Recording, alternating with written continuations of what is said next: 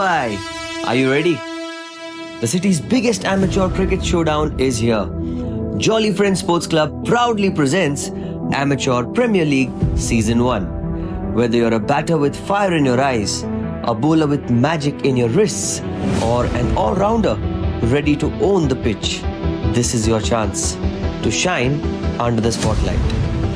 8 teams, 8 owners. It's time for the real auction.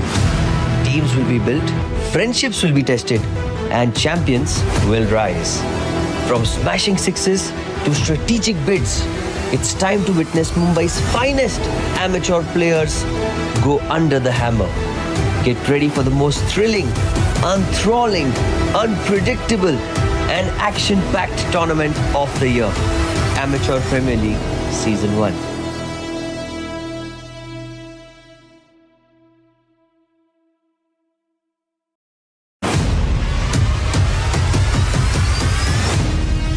Mumbai, are you ready? The city's biggest amateur cricket showdown is here. Jolly Friends Sports Club proudly presents Amateur Premier League Season 1. Whether you're a batter with fire in your eyes, a bowler with magic in your wrists, or an all-rounder ready to own the pitch, this is your chance to shine under the spotlight. 8 teams, 8 owners. It's time for the real auction. Teams will be built, friendships will be tested, and champions will rise. From smashing sixes to strategic bids, it's time to witness Mumbai's finest amateur players go under the hammer. Get ready for the most thrilling, enthralling, unpredictable, and action-packed tournament of the year. Amateur Premier League Season 1.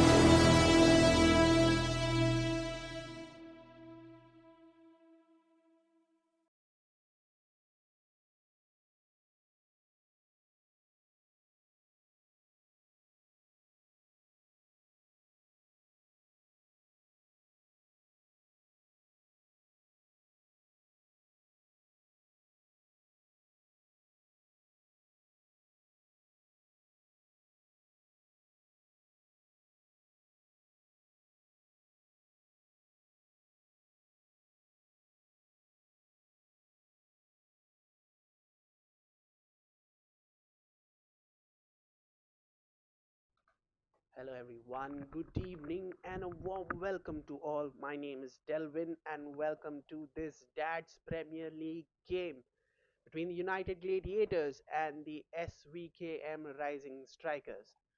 The news out there from the center is that the Rising Strikers have won the toss. They've decided to have a bowl first. Good, beautiful spring evening here at the Fatima grounds. The fielders limbering up, taking their positions at their respective mark.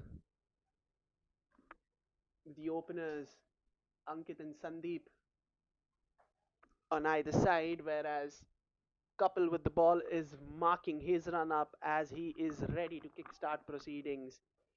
Everyone is almost ready. The umpires are locked and loaded. We are in for a cracking evening of cricket action today.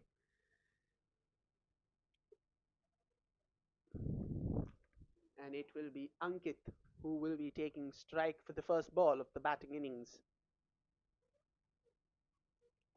And with the field restrictions in place, there's a deep third man and a deep point. The two fielders outside the 30-yard circle according to the field restrictions. It's a packed offside field. So very interesting to see what's going to happen.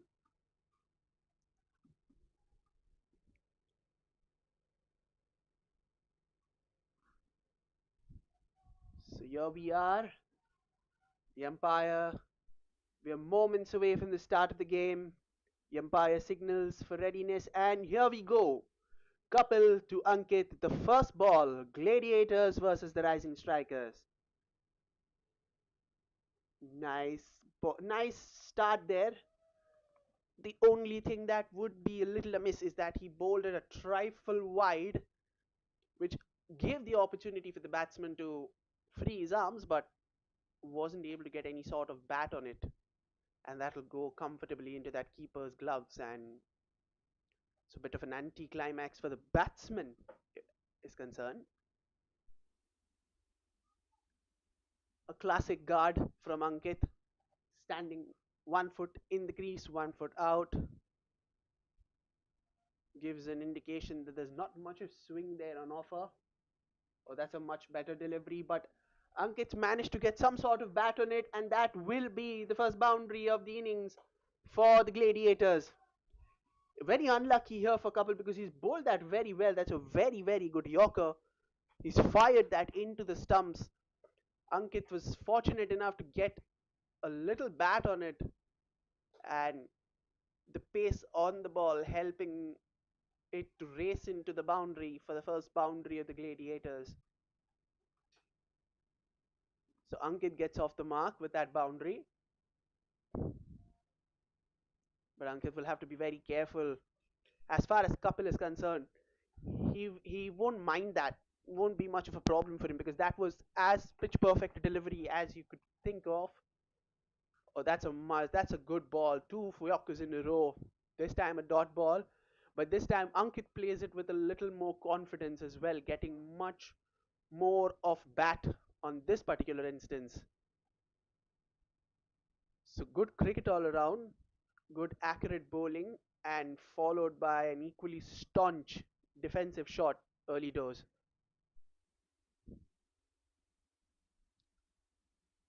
So there is mid off, short cover, a slip in place, a gully, and a point. That's a good ball, but this time the ball keeping low. However, the umpire calls it a wide, drifting down the offside. You have to bowl that one again.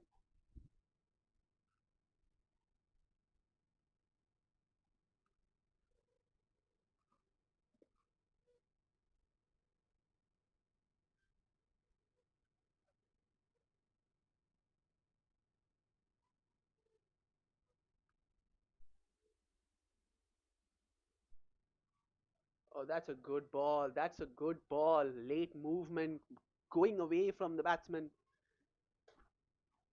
Here it is, that late swing after pitching. Oh, had to play that one. And beautiful shape for the ball away from the batsman.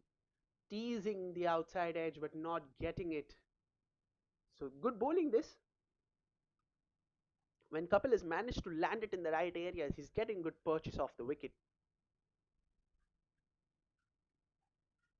There, this is good batting. Quick single, putting pressure on the field, tap and run, classic example, executed to perfection, good rotation of strike. So all in all, after the first five deliveries, it has been a cautious start from either side, with the batsman sizing things up rather nicely, with Kapil also finding the correct length on 4 out of the 5 occasions. Let's have a look at how the final ball of the first over pans out, because it is Sandeep who will be taking strike for the first time. Oh, he ends the over with an absolute conker of a delivery. So that's the end of the first over. The Gladiators are 7 for no loss. Let's have a look at that delivery once again. Again, that little bit of late movement squaring Sandeep all ends up. And again, forced to play at that delivery and pushing him on that back foot. Sandeep also will consider himself very fortunate that he did not get a tickle on the way through. So it has been a very good over, bar the 2 wides. So even if you take the wides into the equation, it's only 7 runs conceded. And Kapil rather unfortunate that he hasn't got a wicket there, because there were 3 wicket-taking deliveries. Still one more ball to go. There, this time he gets bat on it, but it's still a dot ball. Oh, that's a little bit of a misfield hesitation. Very, very close to a calamity in the first over itself, but no damage done, fortunately so. So multiple things happening in that first over, and finally after the end of the first, the Gladiators are 7 for no loss. So let's take you through that first over. There was an excellent Yorker that was dug through for four. There were two absolute peaches of deliveries that beat the outside of the batsman. And now in the final ball, there was a potential run out and so all in all, it has been good cricket. Very eventful first over this.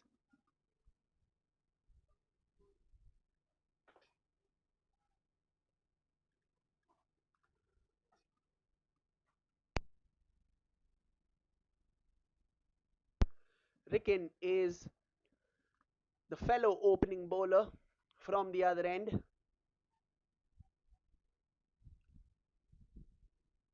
So we're seeing spin introduced very early into the attack.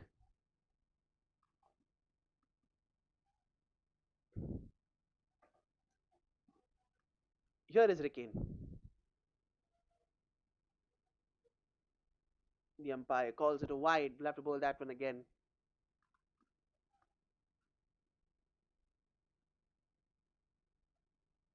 So already three extras, and we are in the first over itself. They'll have to pull that down. They'll have to make sure that they do not bowl a lot of extras. Much better delivery that. They will come across for a single. The keeper imploring for the throw to be a tad quicker.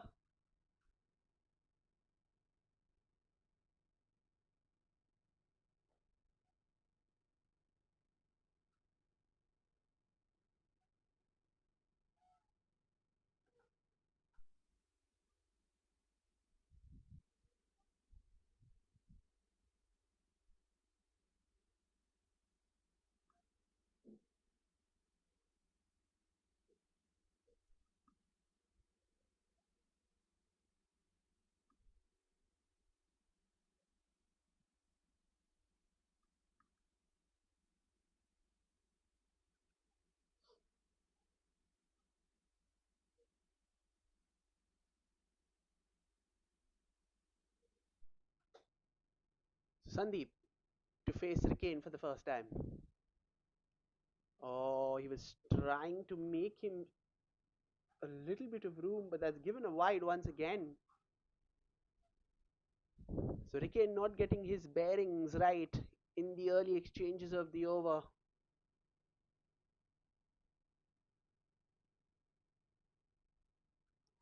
That's a good delivery. That's a very good delivery. Much better. Pulls his line a little shorter and gets enough grip and turn to get it away from the batsman on that occasion.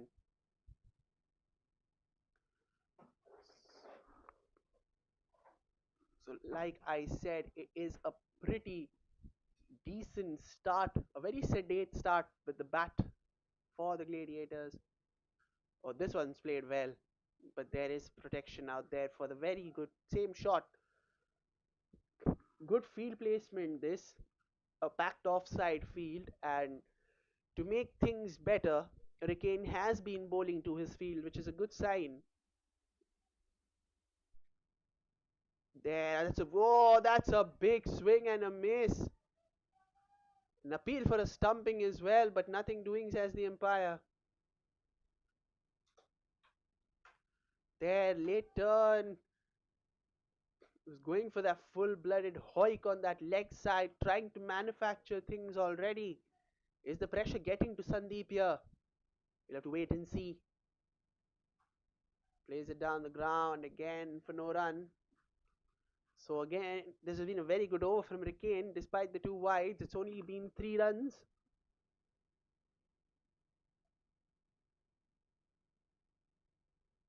That's in the air, and that will be a single towards long on. So very good forced over from Ricken from the other end as well. Just 4 runs off it, 2 overs gone. The Gladiators are 11 for no loss.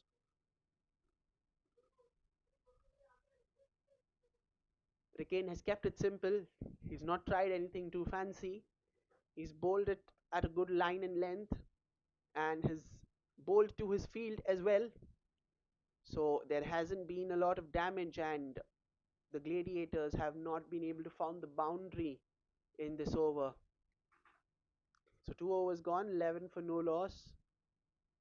Pretty disciplined start with the ball for the rising strikers.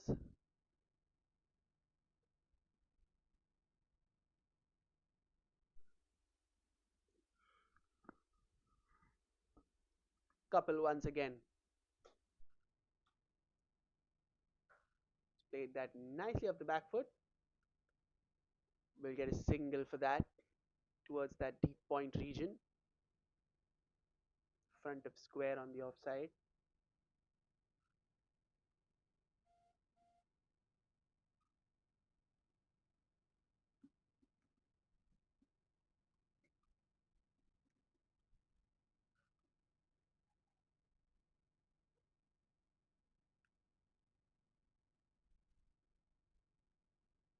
So Ankit bowling to Kapil.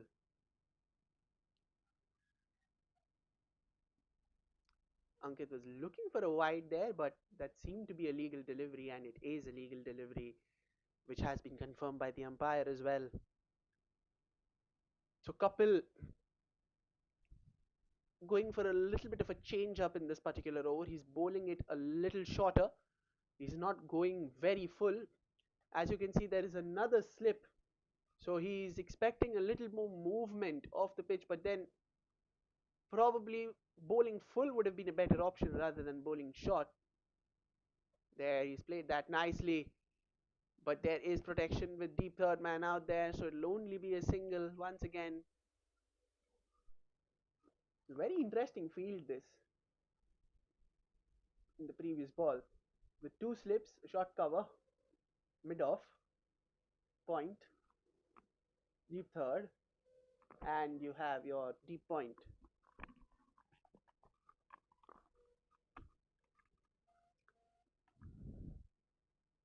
That is Sandeep, who's currently on 2 runs of 8 deliveries.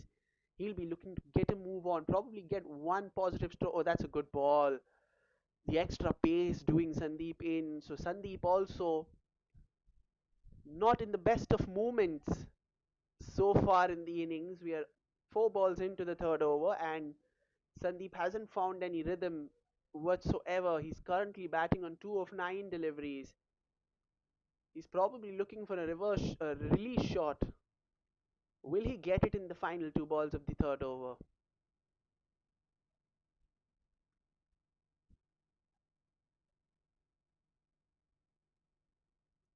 Oh, he plays that pull, and he will get the release shot that he was so desperately looking for. And that's 4 runs, and much needed 4 runs for Sandeep. There, pulls it a little too short. Sandeep knew that there were no fielders anywhere behind square on the leg side. Gets into position quickly and pulls it nicely towards that vacant region for 4. That will do his confidence a world of good. He's desperately looking for something, for a release shot, for a positive shot of attacking intent. And here it is, just when I was speaking about it. That will do his confidence a solid.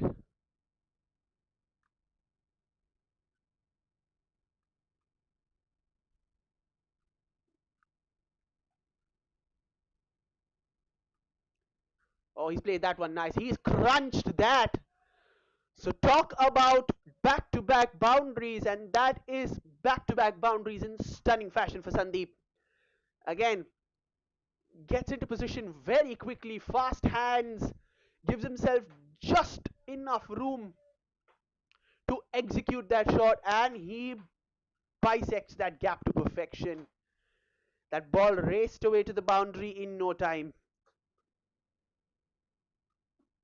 So that is the end of the third over. The Gladiators are 21 for no loss.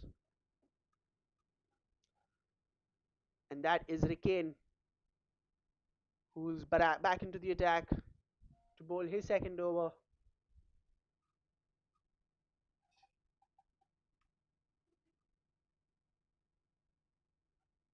Plays it down the ground there.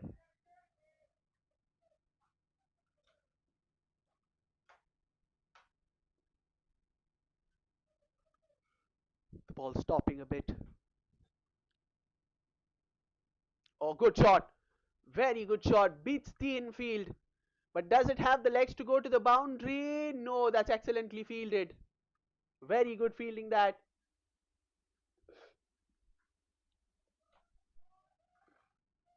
They come back for two.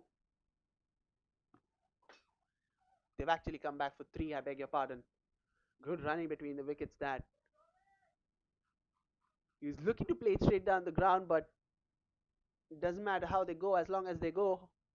And this had enough power to beat the infield, but not enough to cross the boundary rope.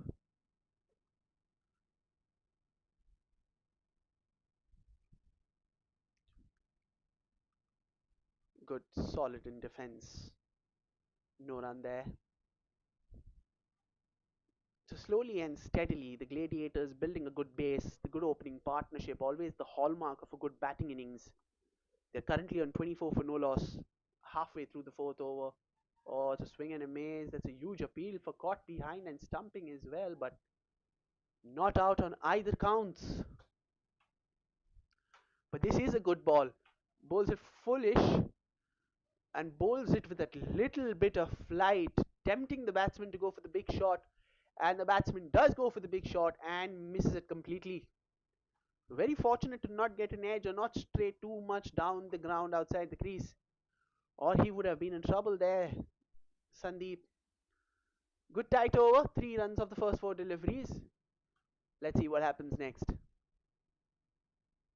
Plays it well, but there is protection out there, so it'll only be a single. Good running between the wickets on that particular delivery.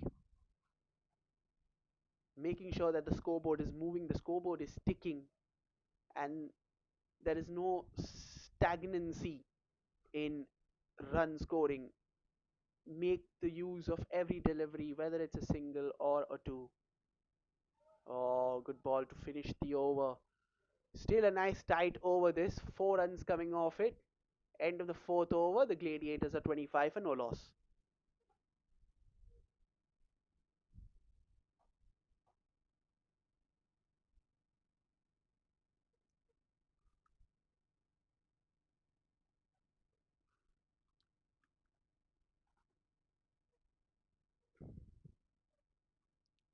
So last 2 overs of the power play. Probably now will be the time for both the batsmen to just step their foot on the gas a little bit. Probably be just a touch more aggressive and look for scoring shots that are more than a one or two, preferably a boundary, a couple of boundaries in this over. Probably do a world of good to the scoring rate as well. They're currently going at just over 6 runs an over. Oh, good ball that. Rising sharply, very well directed that by Kapil, who is bowling his third over on the trot in the power play itself. Look at that. A little extra pace and the ball just jumping off the surface. Well caught by the keeper as well. Not the length that the batsman was expecting. He was expecting it to keep a little lower than it originally did. So that is a good start to the fifth over here for Kapil and the rising strikers as well. Oh, that's another good ball. Bowling it around that good length channel and making sure that the bounce does the rest for it.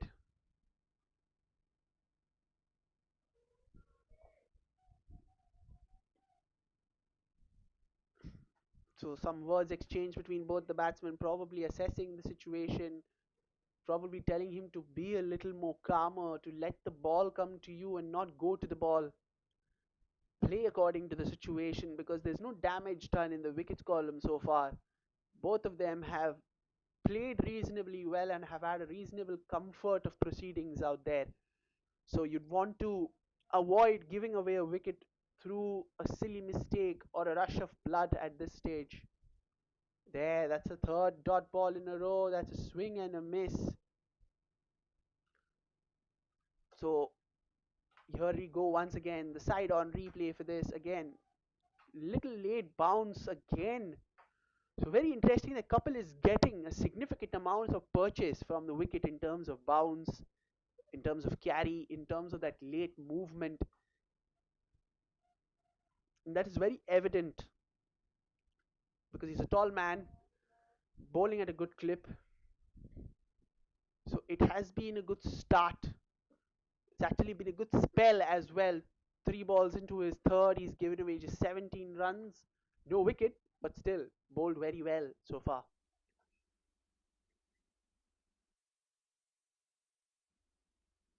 So good batting stance, that making sure that he's covered all angles. He's played that in the air, just short of that fielder. So this is good, nice probing bowling from Kapil here. Very nicely done. Toned down on his pace a little.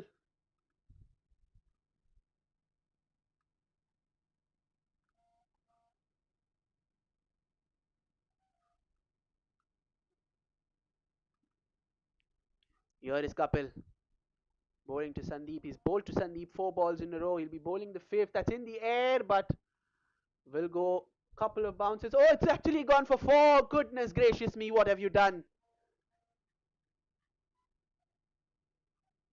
The fielder at third man had a routine task of collecting that ball on the second bounce, but it is gone between his legs to the boundary, and look at the look of despair from all the fielders.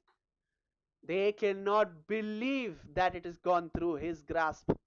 And that will definitely release a huge amount of pressure on Sandeep because he faced four dot deliveries in a row. The pressure was telling, and they have released the pressure of their own account of the batsman. Oh, that's a brilliant delivery. Excellent bowling this from Kapil. And you can see the look of dejection on Kapil despite bowling such a good over, courtesy of that boundary that was left. So 5 overs gone. While the Gladiators have not lost a wicket, the scoring rate has gone down and it's 29 for no loss.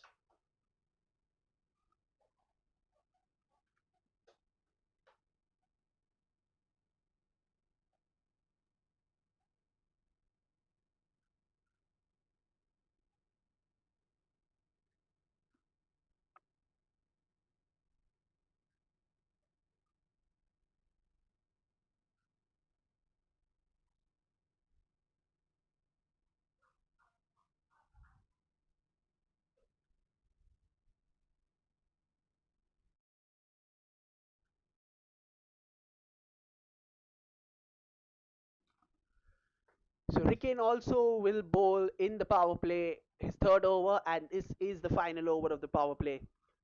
So there is a slip in place. There is a long off in place, and there is probably a long on in place as well. So you're protecting the straighter part of the boundary. So Ricken starts off the final over to the power play with a dot ball. And Ankit on strike. Plays it down the ground. Will only be a single to long on.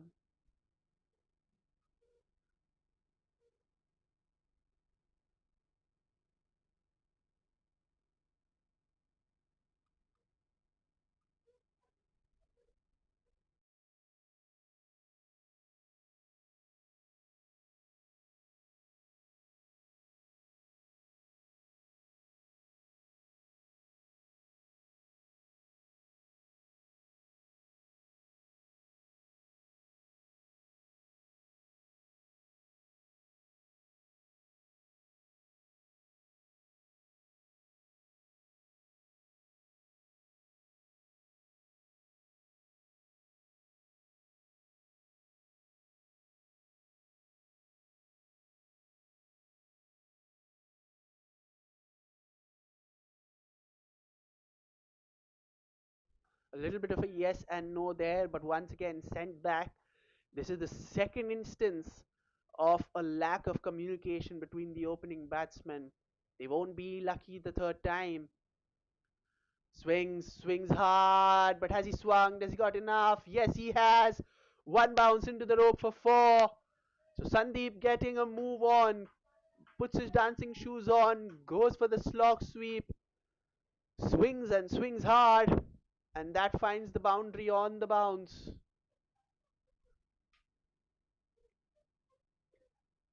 There, good shot that as well. sensing that this is the final over of the field restrictions, so might as well take advantage of it when the opportunity is there. There's still two more balls to go.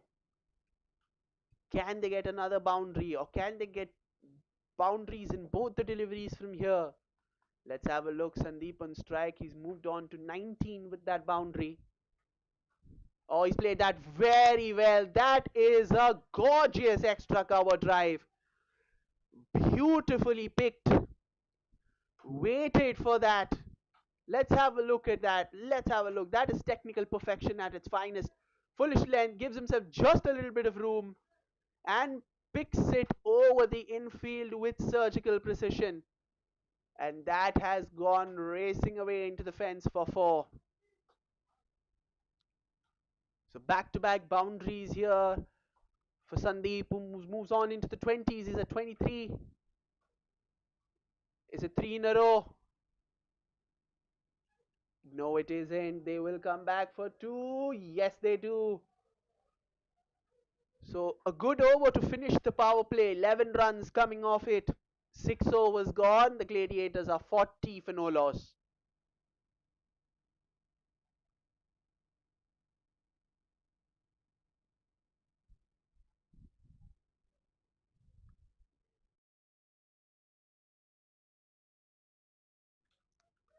Let's have a look at all the boundaries that were scored in the power play. The first one had a little bit of luck to that because that was an excellent Yorker which was dug out towards that final neck fence for four. Here's the next one. This was much more elegant and much more better. Pulls it. No fielder out there in the deep on the leg side and beautifully played. This one arguably better than the previous one as well. Finds the gap, uses his feet, quick hands into play.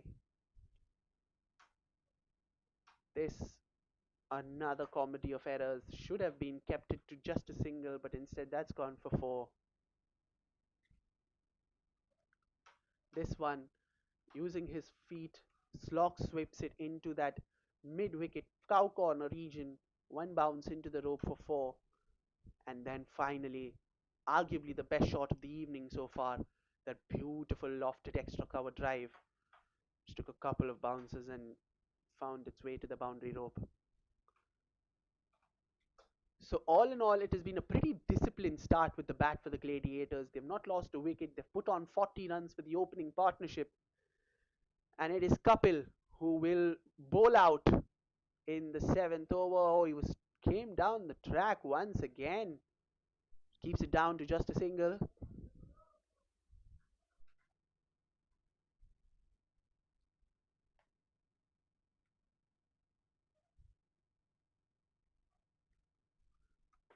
So Kapil into his fourth over has given away 22 runs, no wicket, but he's bowled well, and you can tell that he's been unlucky on multiple occasions. That's a good shot.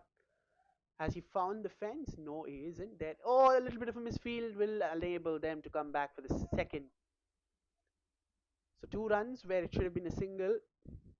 The fielding has left a little to be desired there. This is 1 run that they have left. The boundary, so that's 4 or 5 runs already given away.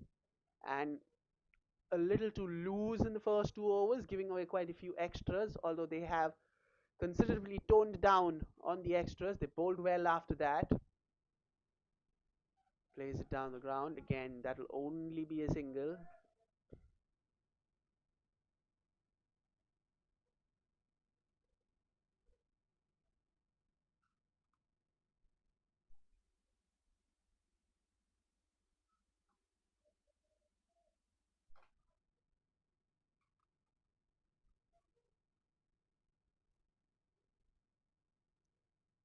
Here is Kapil bowling to Ankit. Ankit swings for the hills but misses. The umpire calls it a wide. We'll have to bowl that one again. Just when I was talking about how the bowlers have managed to tone down the amount of extras, he's gone ahead and bowled a wide immediately after. Talk about the commentator's curse.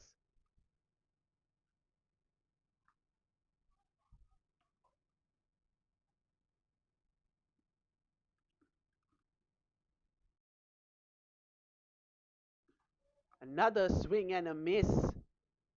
So out of nowhere, Ankit is feeling the heat now. While he shouldn't exactly, it's a little confusing to see Ankit play back to back aggressive shots. You'll have to be careful there. You'll have to make sure that the rush of blood does not get the better of him, because this is a good position that they find themselves in. Oh, good ball, but equally well played. Quick single, gets it. So 7 overs gone. Or one more delivery left. Some beg your pardon, there's another delivery to go.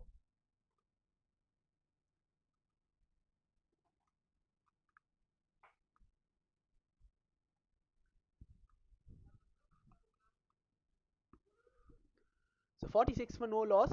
It's been a sedate partnership. It's not been too aggressive. It's neither been too defensive. It's somewhere right there in the middle where they're nicely coasting along.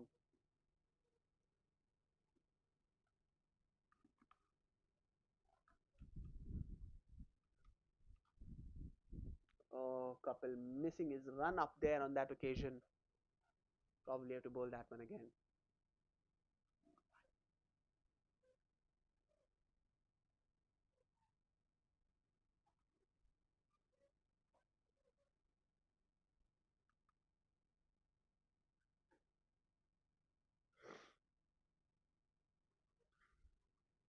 So Kapil to bowl out. Final ball of his spell. Swing and a miss. Ends it with a dot ball.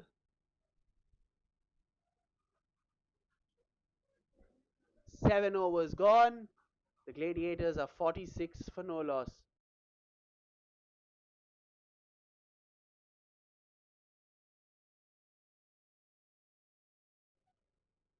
So 7 overs gone. The Gladiators are 46 for no loss.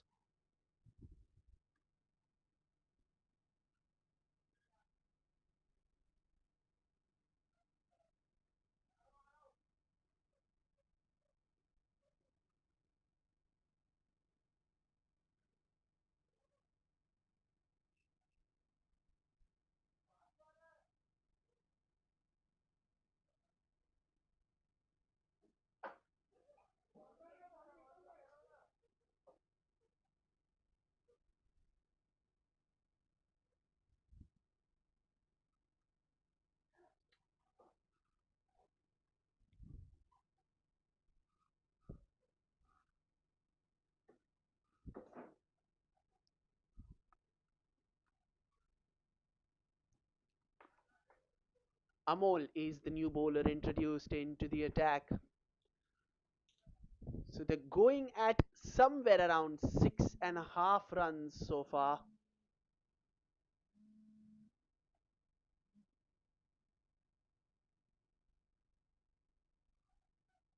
Oh, that's gone. That's gone to the fence for 4. We'll have to wait for the umpire signal. That's leg buys. So Amol, not the best start, straying down the leg side. And that's clipped his pads and raced away to the fence for 4. The keeper did put in a despairing dive, but to no avail.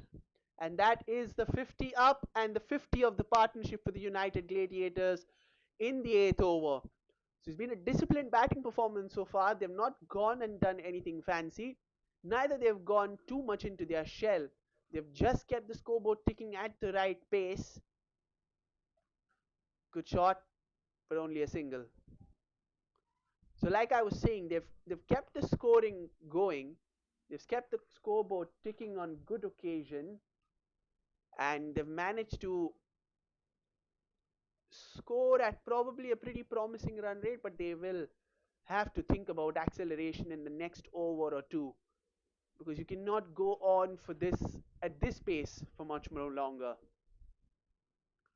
because there are wickets in hand. You can afford to take the odd risk here and there. You've managed to play out the tricky period, the first couple of overs, where the ball was moving around, the ball was bouncing around. You've managed to navigate through that phase, and now that you are in a much more comfortable space out there in the middle, probably take a couple of risks. Maybe go for a couple of boundaries, maybe. Good shot, good shot. They will definitely look for two, but they are sent back, so it'll only be a single. That's good aggressive fielding from their fielder in the deep. That keeps it down to only a single.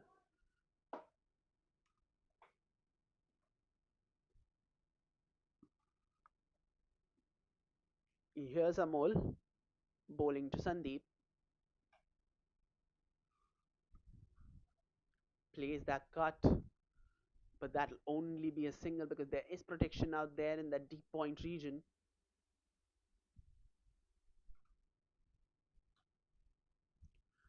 So it's been a good over ever since he straight down the leg side with that first delivery that went for four leg byes. He's given away just four singles after that.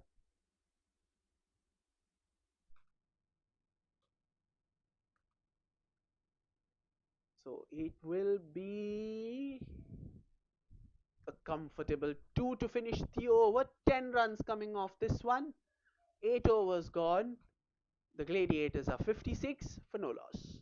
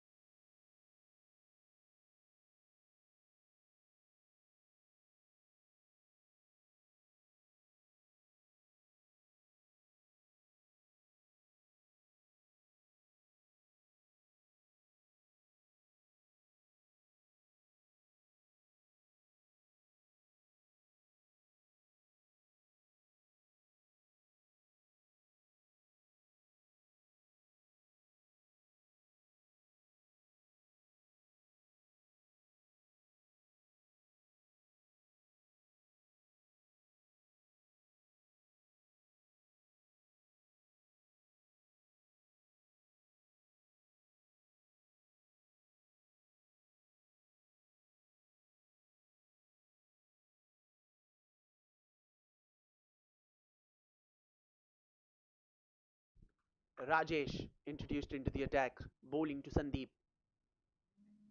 Starts off with a wide.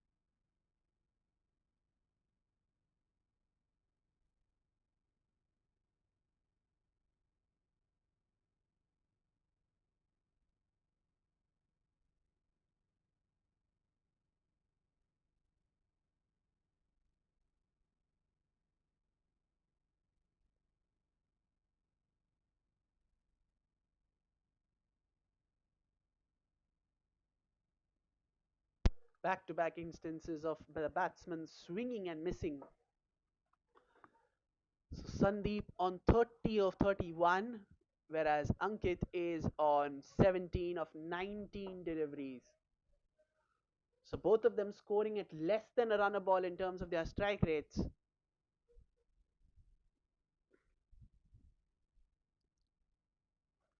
Played it down the ground, that'll be a dot ball. So it's good bowling this from Rakesh, correcting his length almost instantaneously after that wide of the first delivery. Bowling it very, very, very nicely. Those first three balls, however, it's still only halfway through the over, and he'll have to bowl in the same vein to make sure that the over is qualified as a success. There, oh, he's knocked him over. What a delivery that is! An absolutely intelligent piece of bowling this from Rajesh.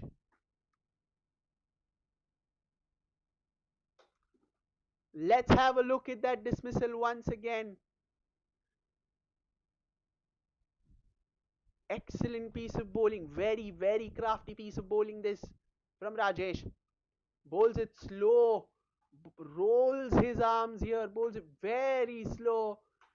Gets into a shot way too early and completely misses it. He thought he was avoiding a run out. Instead, to the batsman's dismay, he sees the stumps being dislodged. Look at that. He's well into his shot here.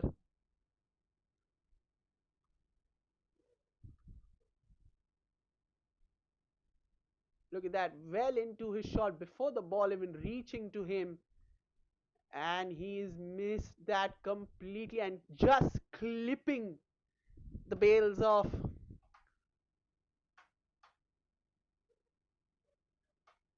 So that is the first wicket, and the opening stand has been broken. The Gladiators are 57 for 1, and Sandeep has to depart. And it is Lokesh who's walked out to bat in the middle.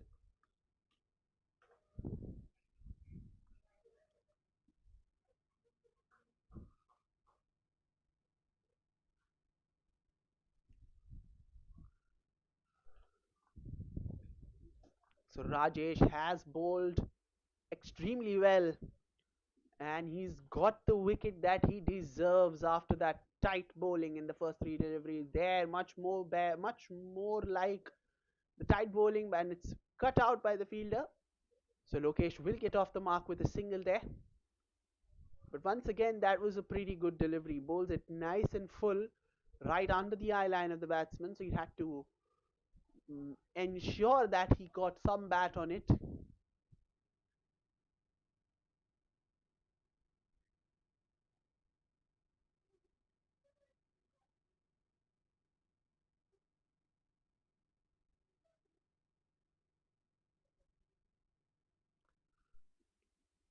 So just 2 runs coming off this over.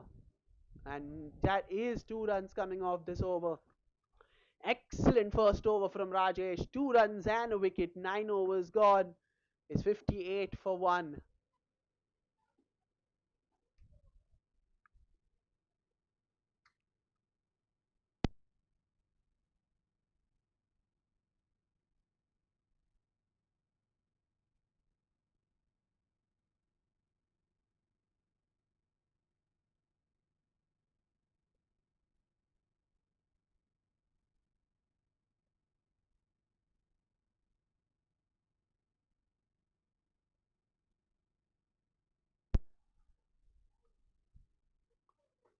So 9 overs gone.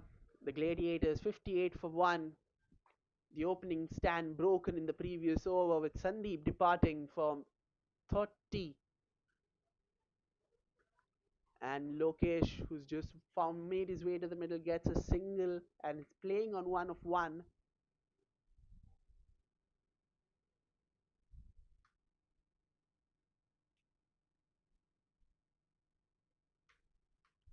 And here is Amol bowling to Lokesh.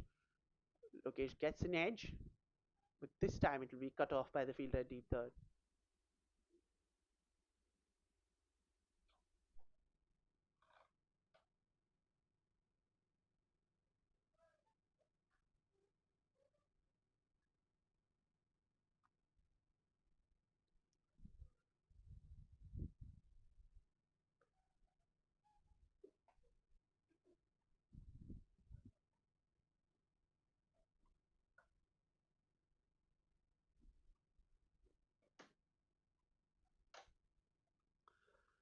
So Amol now will bowl to Ankit, and Ankit so far has not gotten a lot of the strike. Will that be a decisive factor against him because he's devoid of any momentum? Probably be cold as well. Oh, that's a good delivery, rushing the batsman in. No appeal for an LBW because you could clearly see all the three stumps. So it was a given that it would be missing, but it is called a leg by.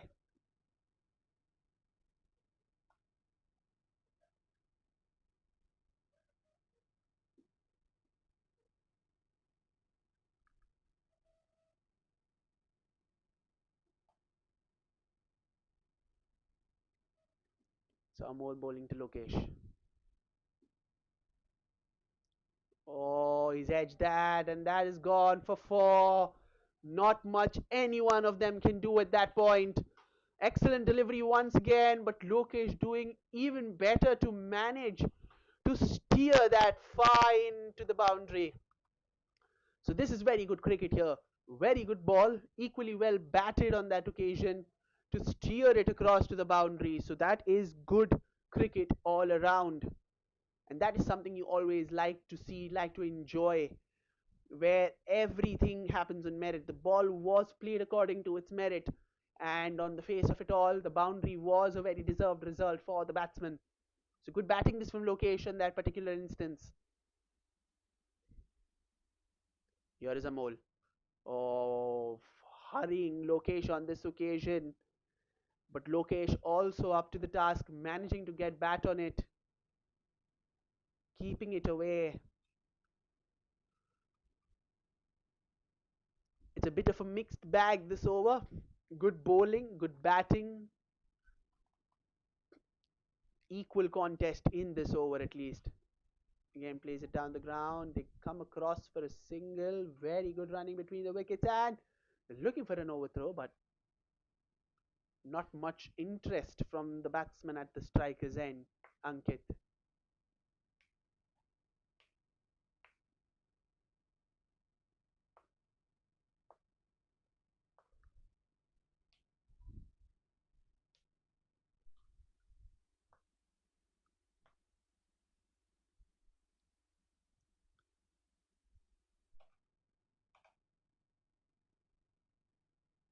Swings, but again, just a single, and the umpire says leg buys.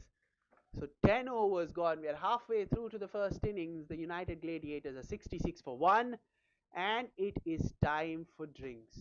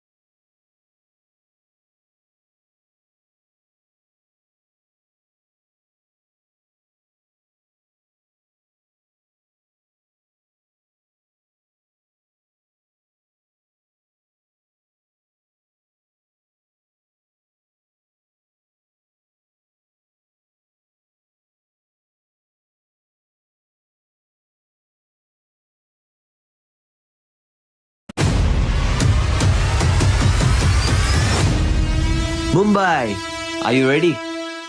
The city's biggest amateur cricket showdown is here. Jolly Friends Sports Club proudly presents Amateur Premier League Season 1. Whether you're a batter with fire in your eyes, a bowler with magic in your wrists, or an all-rounder ready to own the pitch, this is your chance to shine under the spotlight.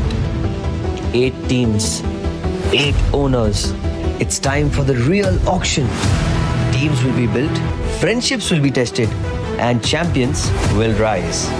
From smashing sixes to strategic bids, it's time to witness Mumbai's finest amateur players go under the hammer. Get ready for the most thrilling, enthralling, unpredictable, and action packed tournament of the year. Amateur Premier League Season 1.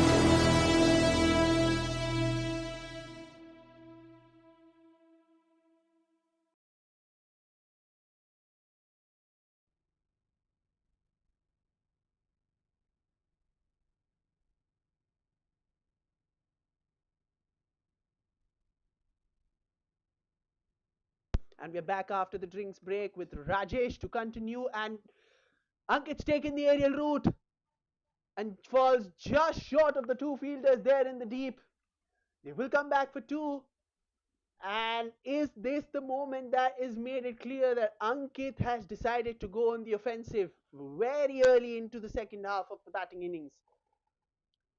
He's not waited a single moment. He's just gone hammer and tongs at that delivery. While he's not managed to get the boundary on that occasion, he is definitely planted a seed of doubt in the minds of the bowler and the fielding side as well. What will his approach be for this delivery?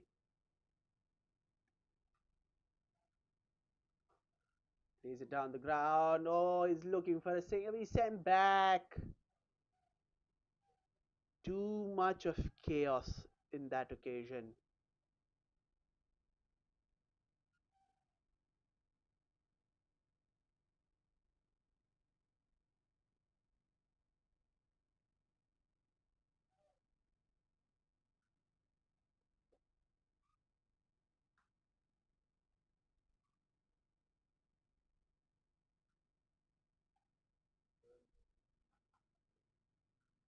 Rajesh to continue, bowling to Ankit. He swings. He swings and gets it past the fielder. They are looking for two and they get it quite comfortably at the end. Oh, the umpire has called that a short run. So he has not completed the first run cleanly there, has Ankit. So it'll be only a single. Plays it down the ground. Will get a single, but there is a noticeable shift in the aggression of Ankit in these four deliveries. You can see that he's making a conscious effort to attack the bowlers, to keep them on their toes, making sure that he gets a big shot from somewhere, a boundary from somewhere. So this is a pretty interesting approach here, and now finally Lokesh gets strike, and it'll be keep an eye on Lokesh's intent as well. Here is Lokesh. Oh, beautiful! But has he found the fielder? You bet he has. Straight into the hands of the long off fielder, and the Gladiators lose their second wicket. Rajesh gets his second wicket, and Lokesh has to depart. It looked for all intents and purposes that it was a good shot, textbook off drive, but hits it straight down the throat of that fielder at long off. He did not have to move an inch. There he is, standing right there, comfortable grab on the reverse cup, and sits to admire this catch as well. The fielder at long off playing the role of the fielder as well as the spectator. There, enjoying the view out there, sir. So wicket falls immediately after the drinks break, as has always been the norm. It is 70 for 2.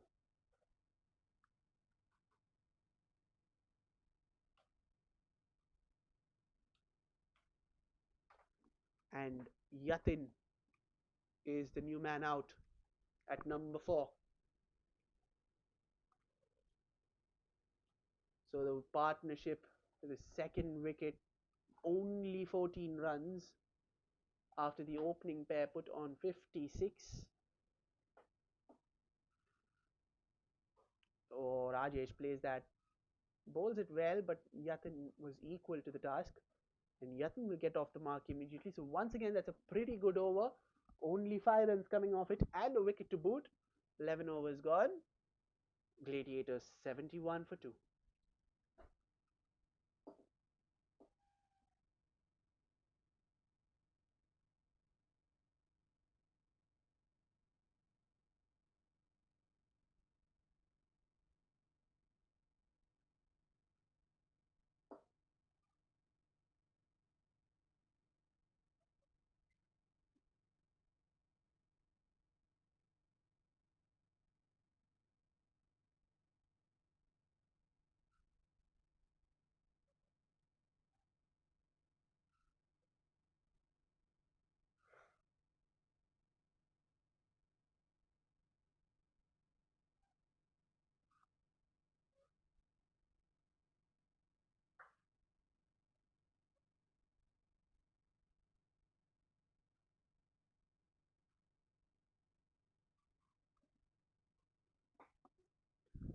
And it is Nirav who's been introduced into the attack in the 12th over. And he will be bowling to Yatin, who is the new batsman out in the middle.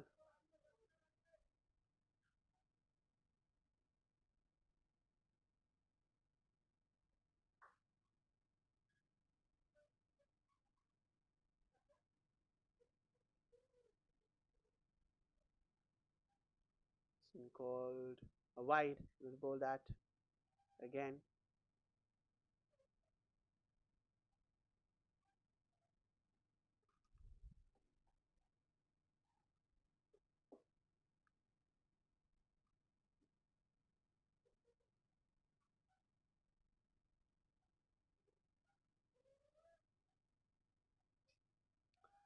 Plays it down the ground for a single.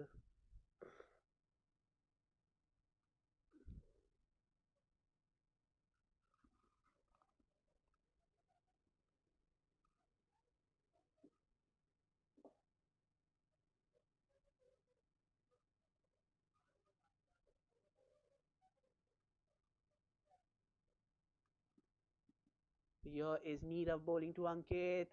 Ankit swings and misses there.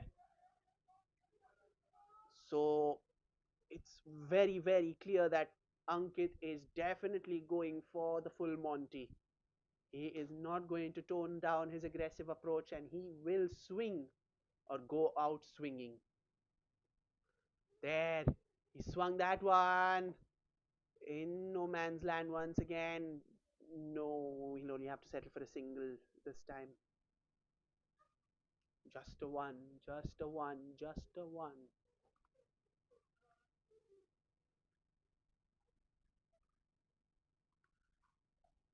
Yatin on strike.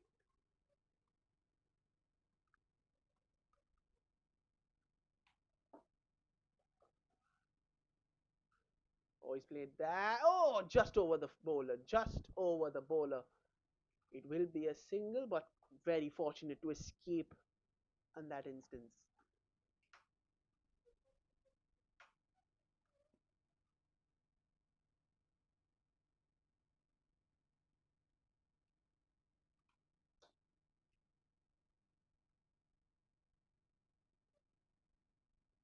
Oh, again, Ankit looking to swing hard. Can they get two? Yes, they get two. No, they don't.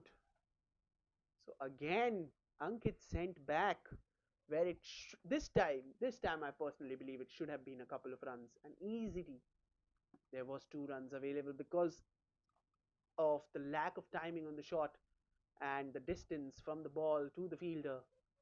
It should have been 2 runs on the card quite easily. Surprised that it's only a one. But no biggie, it's Yatin on strike. Swing and a miss.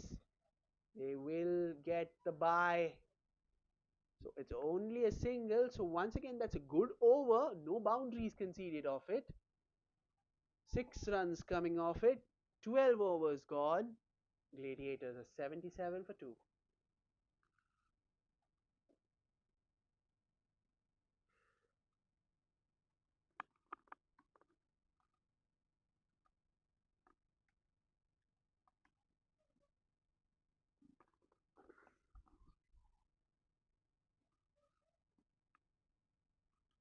So we are at that stage of the innings now where we are at 12 overs in, and obviously the thought process now will definitely shift from the current scenario to basically the batting side setting their sights on what should be a par score or a competitive score so far with 8 overs left.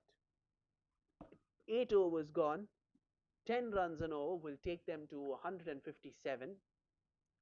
12 runs an over from here will take them to 175. And that is exactly the score that they are looking for.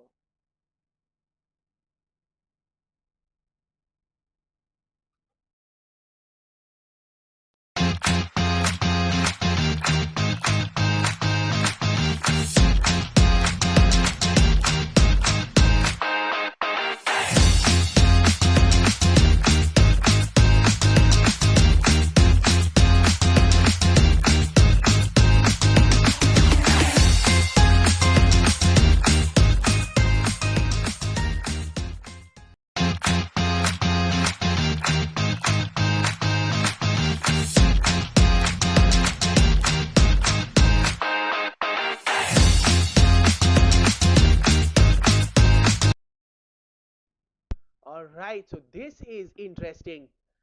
Ankit has been retired out.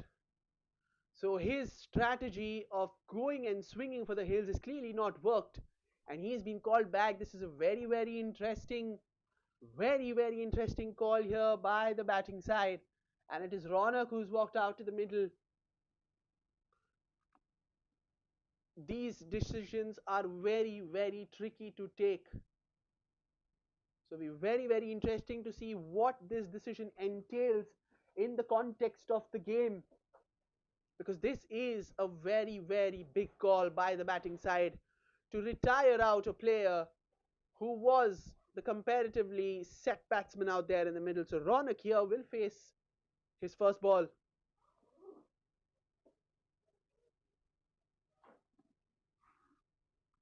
Here he is facing Rajesh, who's played well. He's played it well, but there is protection out there in the deep, so it'll only be a single.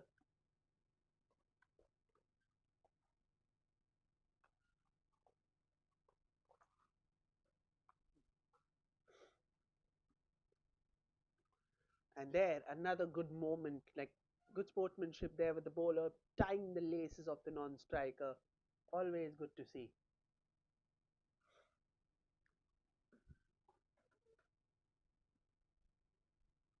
So the Gladiators now are 1 wicket down, 79 for 3.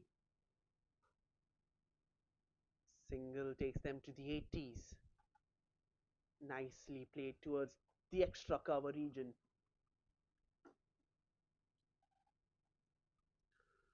So again, they haven't scored boundaries. It's it's 15 balls since they have tried not had a boundary so far now in the second half. I'm pretty sure that they did not score a boundary for a considerable while, and that's a wide. We'll have to go that one again.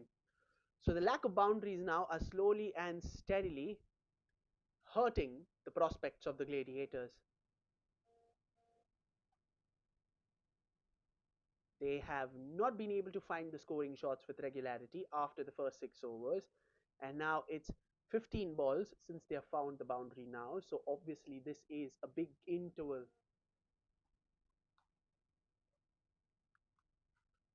He's played that well. Has he beaten the fielder? No. It's taken only a single there, but still no boundary.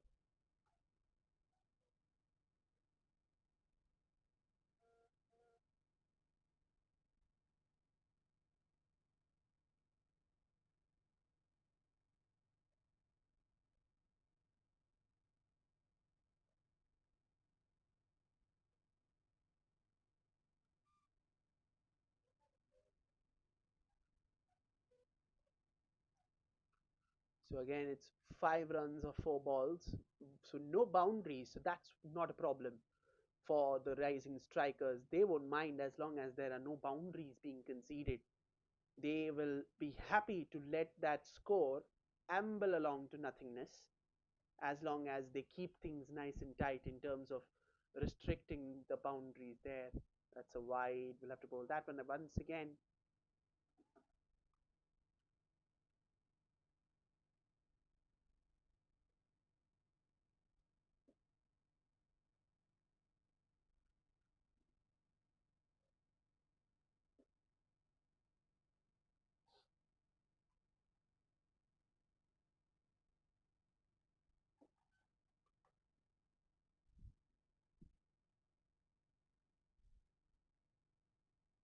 Here is Rajesh. And that's knocked him over. So that is wicket number 4. And Rajesh gets his third wicket. And it is Yatin who has to walk back to the pavilion. Once again, a batter trying to be too aggressive and losing his wicket in the process. So the pressure of being unable to score boundaries weighing heavily on the batsman. And another one has to walk back to the pavilion. So it's 4 down now. The Gladiators just losing their way a bit.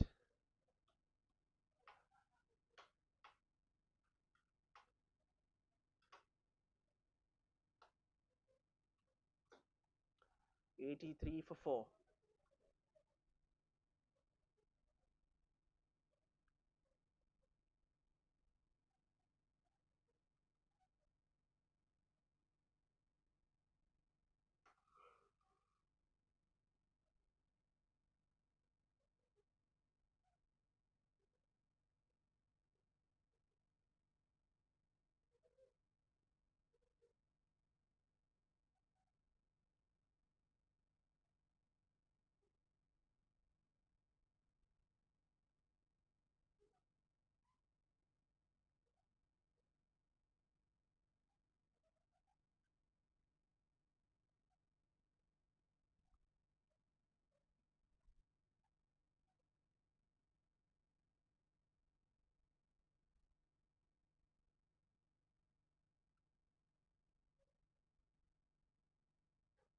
Plays that down the ground. Beat the close in fielder, but will only be a single.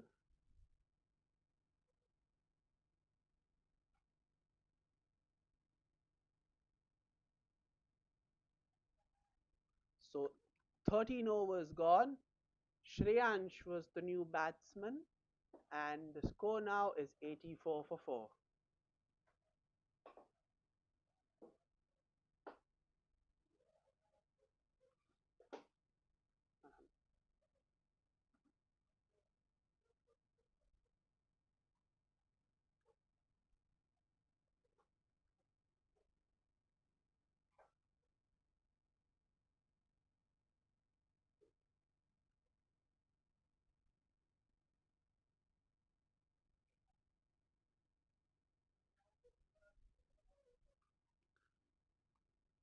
So 13 overs gone, 84 for 4.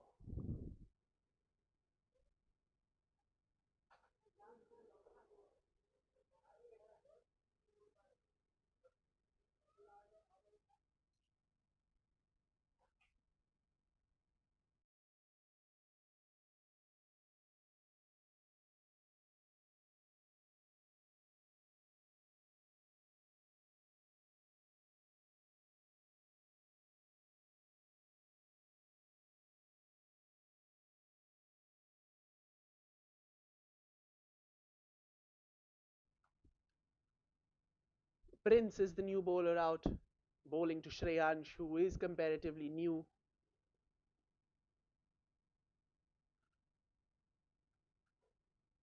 Oh, beautifully played. Excellent shot. And much needed boundary this for the Gladiators. And what a shot that is. Let's have a look at that one. Absolutely stunning. Beautifully played. Straight as an arrow.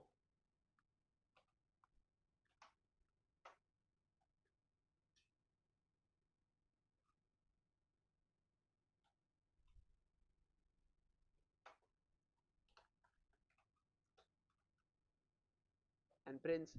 Oh, that's an excellent delivery. Perfect comeback after conceding a boundary on the first ball.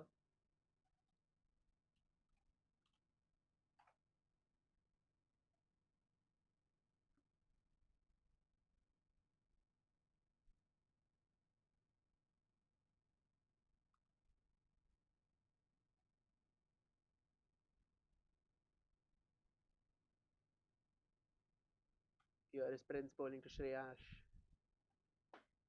Once again, that's a good ball.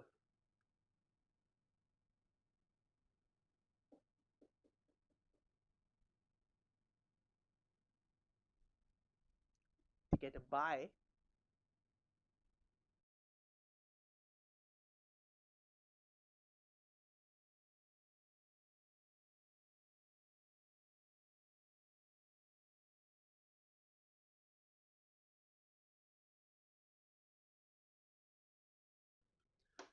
So we are 3 balls into the 14 over.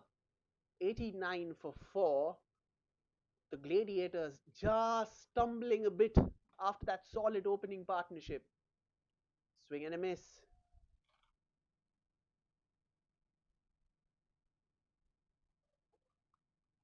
So they will definitely they have to get to 155 from here, because that is the only way to have a competitive score on the board. 150 is a must. 155, I beg your pardon, is a must.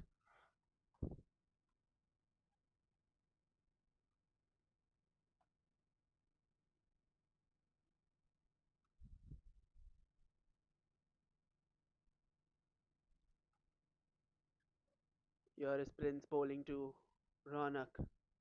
Another swing and a miss. So this is good bowling. He is tempting the batsman to go for the big shot. Twice, Ronak has taken the bait, but nothing's happened so far. But I do get a feeling that this could build up into something. We could either see a wicket or we could see a big shot on this delivery.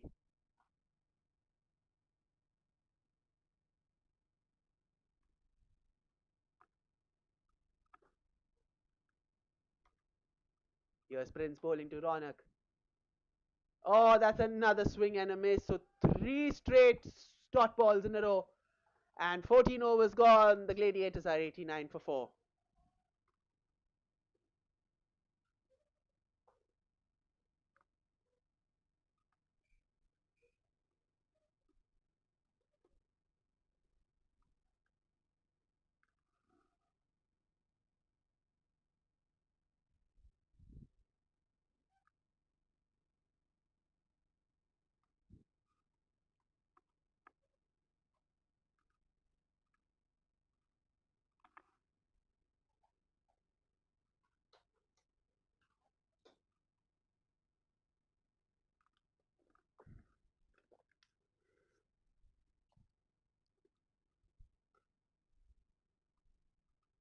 So Nirav comes back into the attack.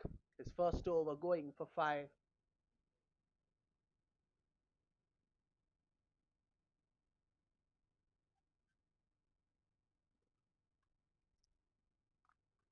Shreyansh on strike.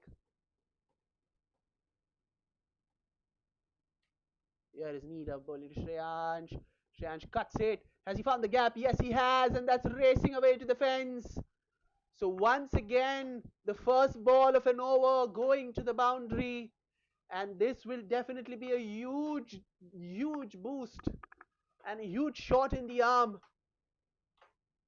for the Gladiators to get that bit of much needed impetus to their batting innings.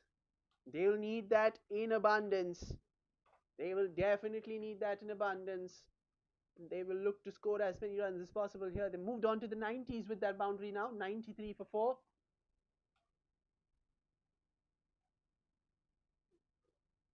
Again, but this time there is protection out there in the deep. Will only be down to a single.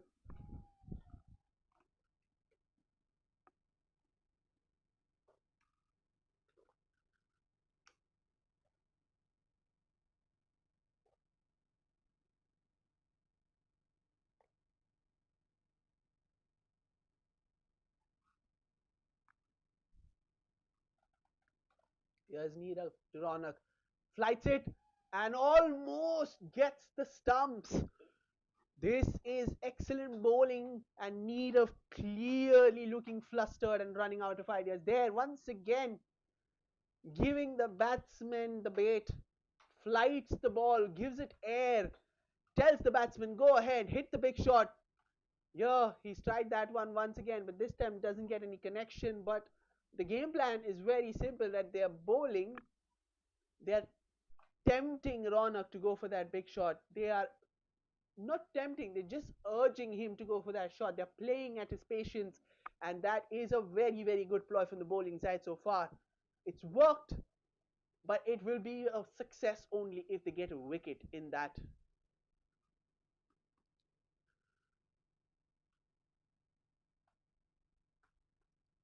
Shreyansh was going for that big shot. Oh, a little collision between the batsmen in the middle. But eventually they make their ground.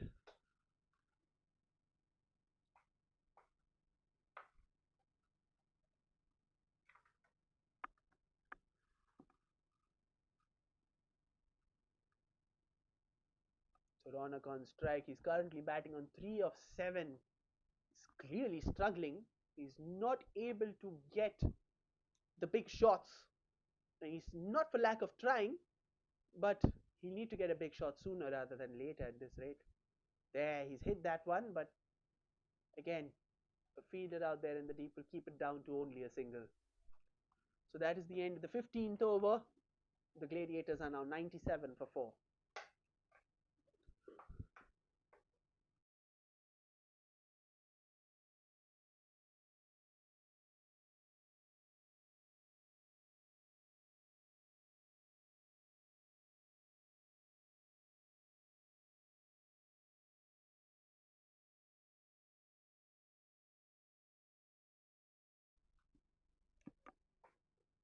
5 overs gone, 97 for 4. They will need 12 runs and over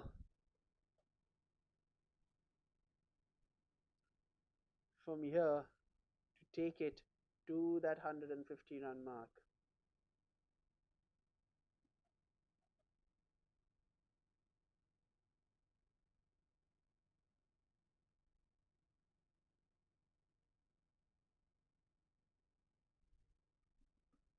Oh, it's hit it in the air, just over the fielder, and that is gone for four. So finally, albeit not in the way that he envisioned it, but Ronak gets a boundary. Let's have a look at that. Again, playing at his impulse of going for the big shot. Ronak doesn't get anywhere near it, and it was so close to the fielder there at third man. But that has gone to the boundary for four. And probably that could be just the boundary that Ronak requires to push the pedal on the metal and press the accelerator. Let's have a look at what Ronak's approach will be from here. The 100 comes up with that boundary as well. It's 101 for 4. It's a good start to the final. 5 overs for the batting side. Hits it just with no sense of direction. Why this slow batting?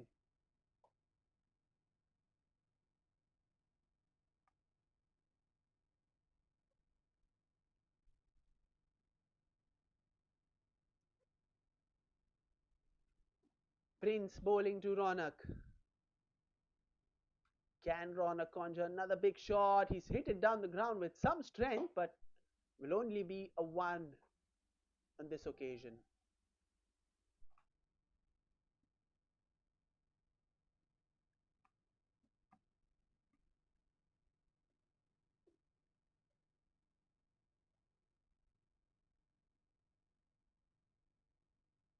So now Prince bowling to Shreyansh, and Shreyansh has had the better measure of control among the two batsmen. Oh, that's cheeky. That is very cheeky indeed. But has he found the boundary? Yes, he has. That's gone for 4. Very, very cheeky indeed from Shreyansh. So 2 boundaries in this over. Very well played here. Premeditated shot. Gets into position very quickly and manages to get the perfect connection and scoops it behind the fine leg boundary for 4.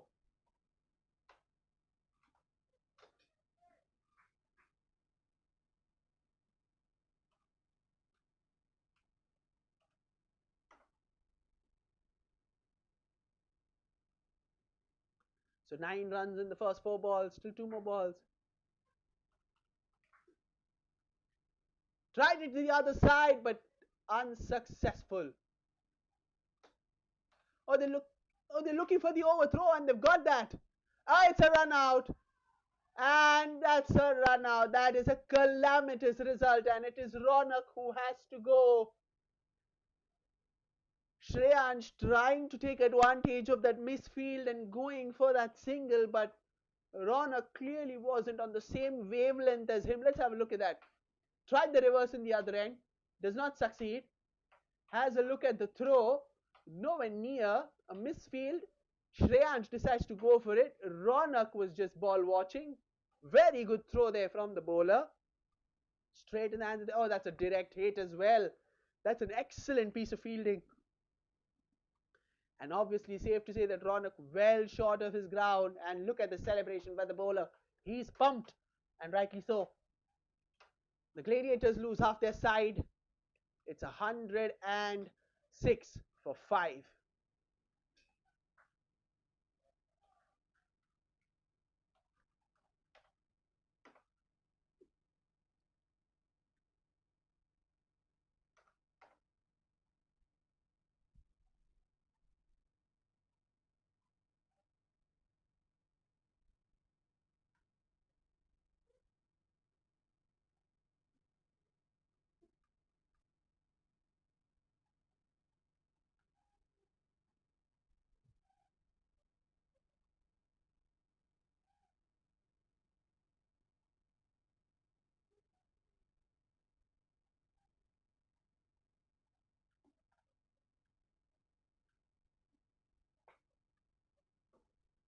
Prince bowling to Ritesh.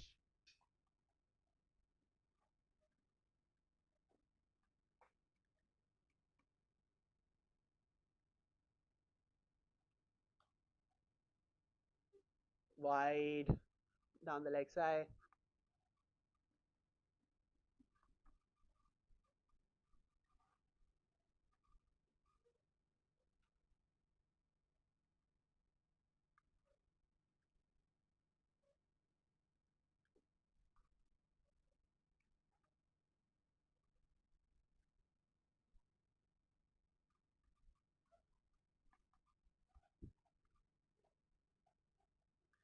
Oh, he's played that lofted drive, but not the connection he was looking for, so it'll only be a single. Ritesh gets off the mark.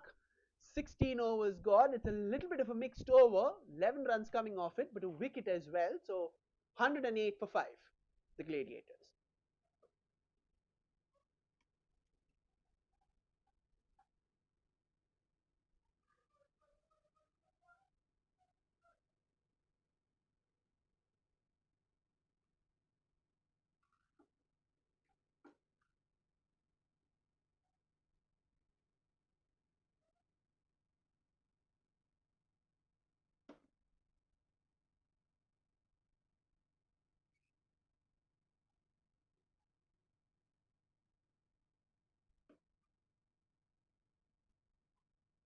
So Nirav has been brought back into the attack. He's bowled 2 overs for 13, no wicket.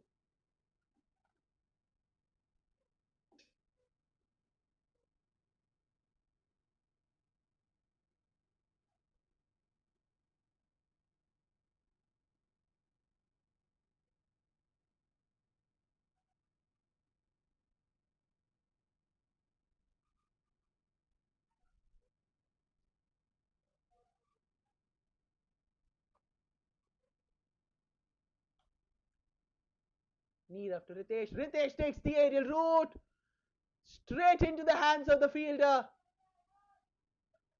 And that is a Spider-Man-esque catch by the fielder at long off. Wicket number 6. And Ritesh has to walk. Let's have a look at that. Ritesh decides he's had enough, takes the aerial route. He thought he had it under control, but that is a very good catch. This pulls the Spider-Man pose. And look at that. Superhero landing if there was one. And that is wicket number 6 for the Gladiators. It's 109. It's 108 for 6, I beg your pardon. And with every passing wicket, it seems like the score of 150 seems further and further away with every falling wicket for the Gladiators. But it is to be said that the rising strikers have been very good with the ball. And we have Kamlesh, the new batsman, out in the middle.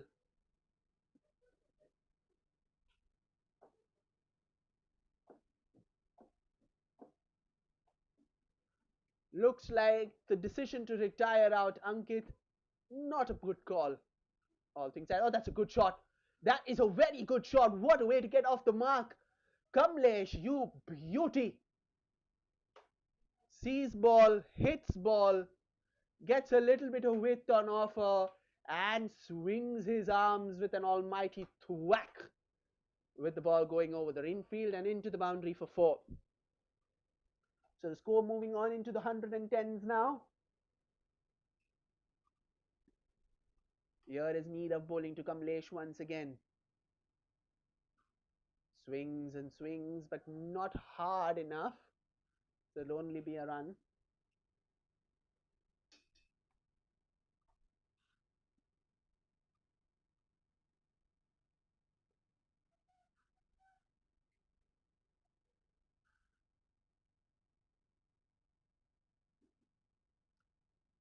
Shreyansh facing Neerav. Oh, that's in the air! Just short of the fielder, just short of the bowler. Oh, good bowling this from Neerav. Fools the batsman, all ends up. Let's have a look at that. Yeah, drops it short, drops it slow. Look at that, that ball jumps all the way. Neerav just a tad bit slow there, but excellent bowling with Shreyansh almost gifting his wicket away.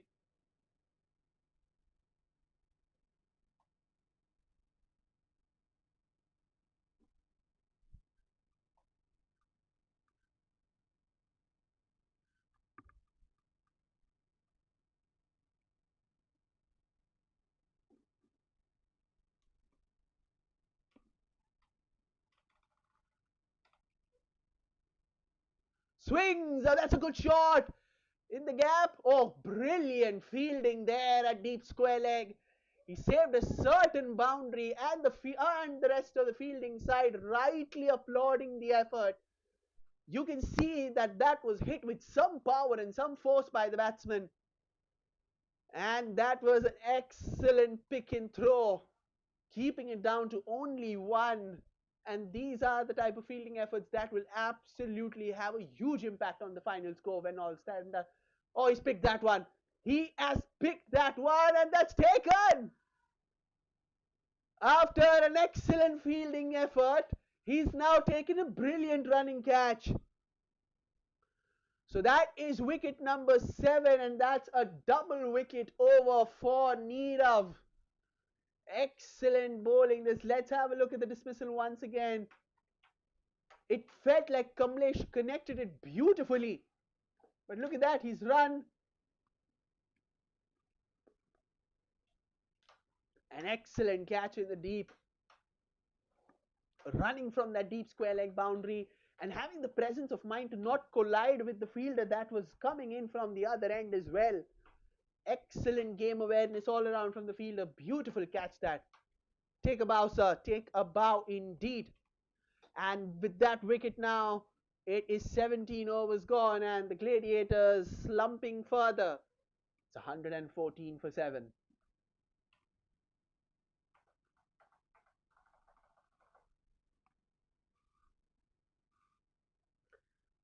Yeah.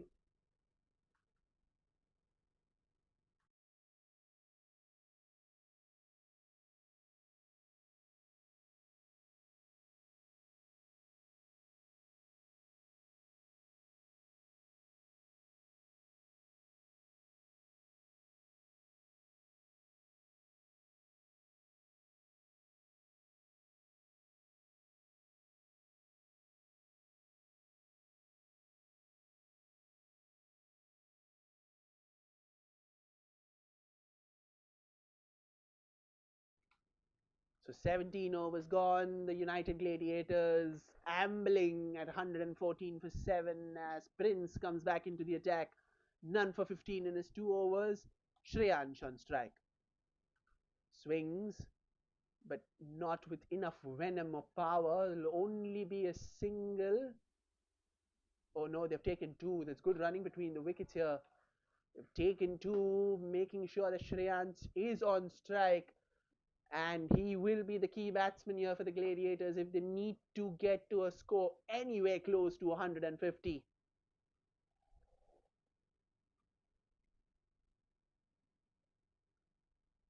Here is Prince bowling to Shreyansh.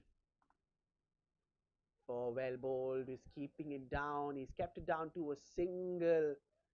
Shreyansh not happy with the body language of his partner. He wanted his partner to set off with the same energy that he did, because he was looking for 2 from the moment he knocked it down the ground.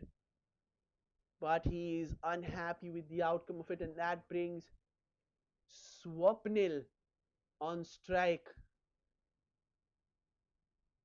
He will be facing his first ball. Swing and a miss, swing and a miss. But he will take the run. He does his bit. He gets Shreyansh back on strike.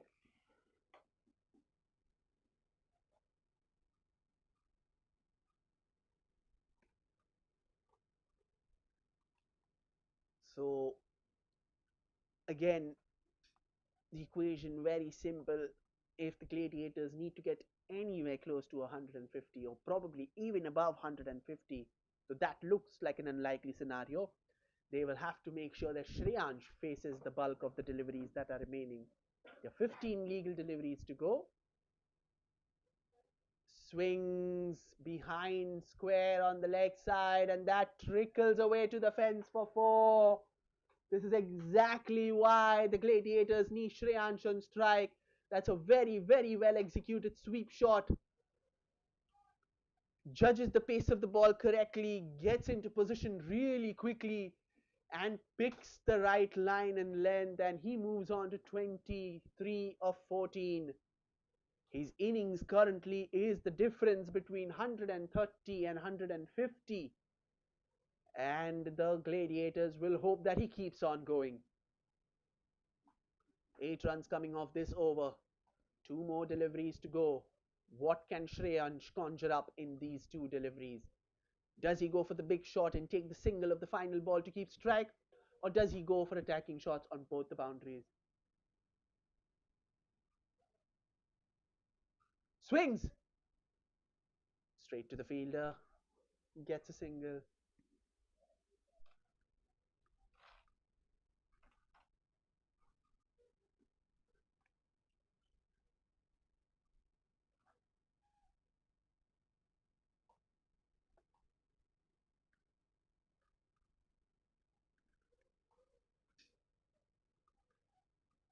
Here is Prince bowling to Swapnil. What can Swapnil do here? He swings it.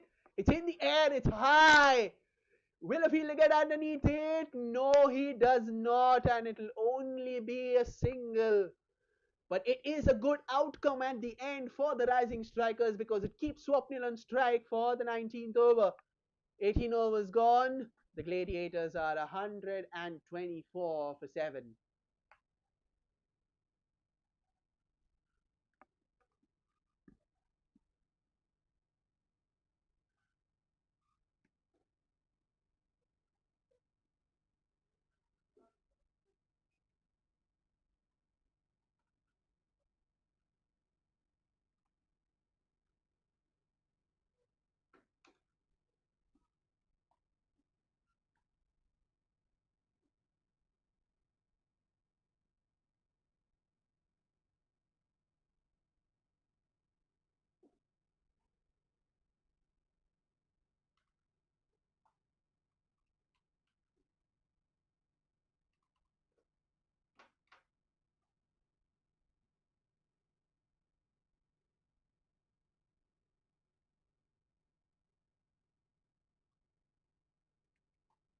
So Rajesh will bowl out. He's been the pick of the bowlers for the rising strikers. 3 overs, 3 for 14.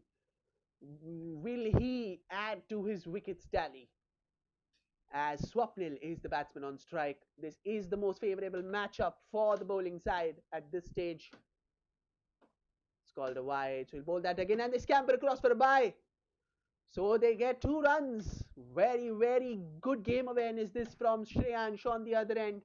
Not only gets himself on strike, but also gets an extra run in the process as well. So 126 now with 12 legal deliveries to go, and he will be facing Rajesh. Wide. Back-to-back wides here from Rajesh, getting his lines and lengths a little off after what has been an immaculate bowling performance from him so far.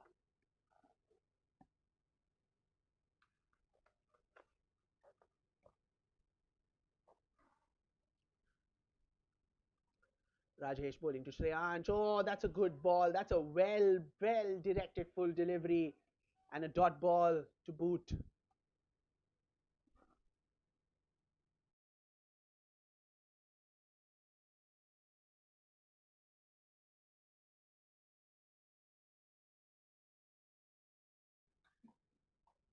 Rajesh to continue. Again, another good delivery, keeping it under the eye line of the batsman. After 2 consecutive wides, it's been a good bowling performance so far.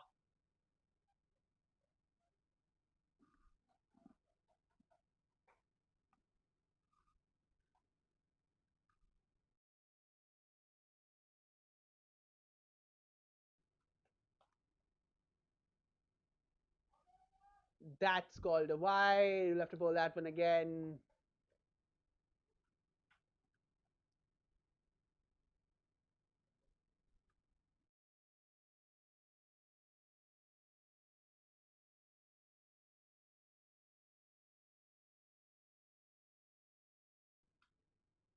So here is Rajesh once again bowling to Shreyansh, and that is another wide. So back-to-back wides, just slowing down the momentum that he generated with the ball.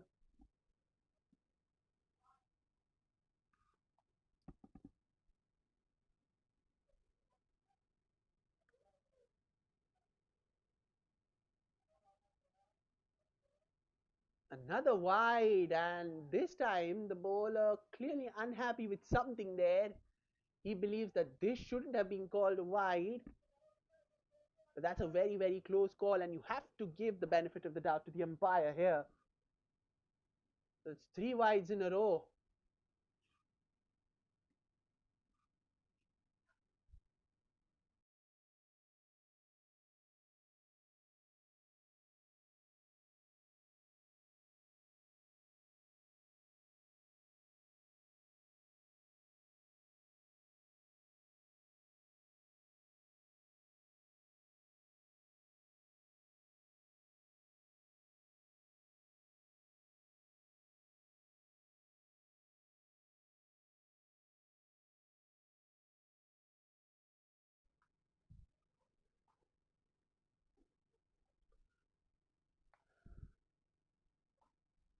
We're still two balls in. Three balls in, I beg your pardon.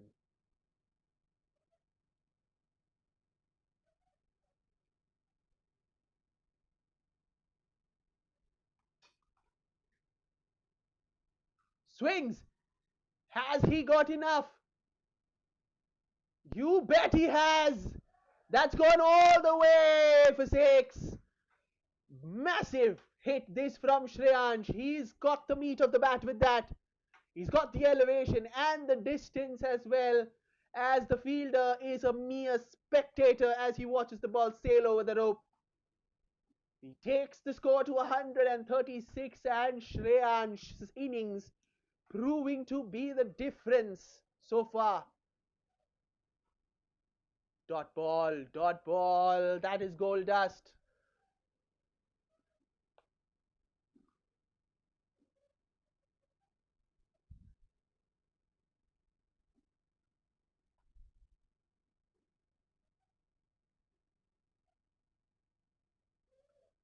Oh, another dot ball. So that means Swapnil will be on strike for the start of the final over. 19 overs gone, 136 for 7.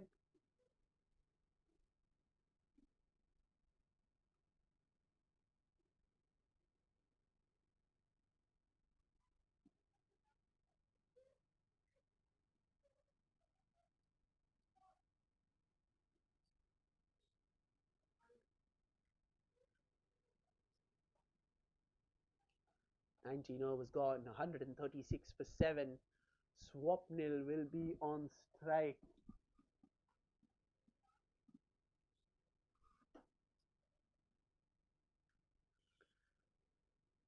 Last over to go.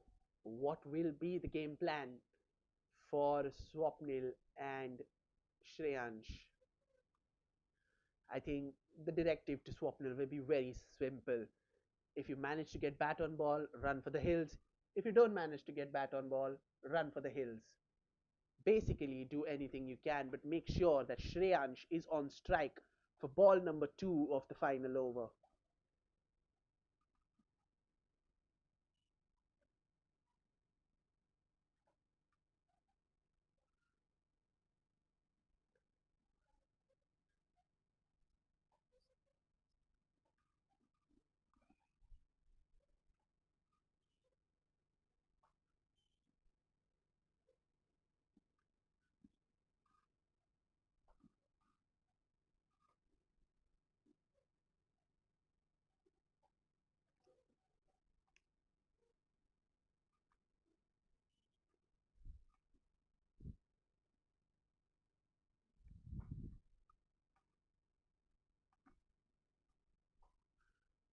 Here is Prince with Swapnil. Swapnil on strike. Swings! Has he swung hard enough? No, but he does it enough to get Shreyansh on strike for a single. So that is good job done by Swapnil. 5 balls to go. The Gladiators still 13 runs away from 150. Shreyansh is the man entrusted to take them there. Can he take them there is the $1,000,000 question, because Prince has bowled well. None for 25 into his final over. Here he comes. Fast swats it hard, and he finds the fence. It's gone for 4. He hit it with such power that it was bound to reach the rope some way or the other. Look at that. Bottom hand coming into play. That awkward bounce did the fielder in, and he tried his best to keep it in, but not today. 141, still 9 runs needed to reach to that 150 mark. 4 balls to go. Shreyansh on 34 of 22. What can he do here? Can he get another boundary to pile on the pressure on the bowling side? Here he is. Shreyansh, Prince. Swings, hit it fine. But to the fielder, they will come back for 2. They get back. So the score now 143. 3 more balls to go. Shreyansh has been the Gladiators' main man today. His innings has not only provided them with a fresh impetus, but has also ensured that there is a considerable total that they have to defend come the ball in hand.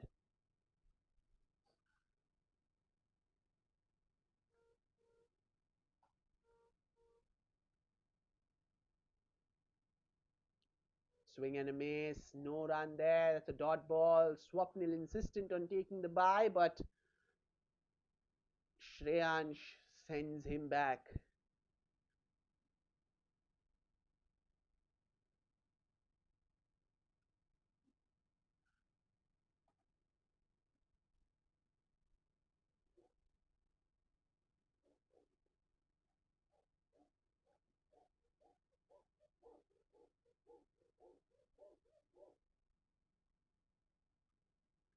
Swings and misses once again. That's another dot ball.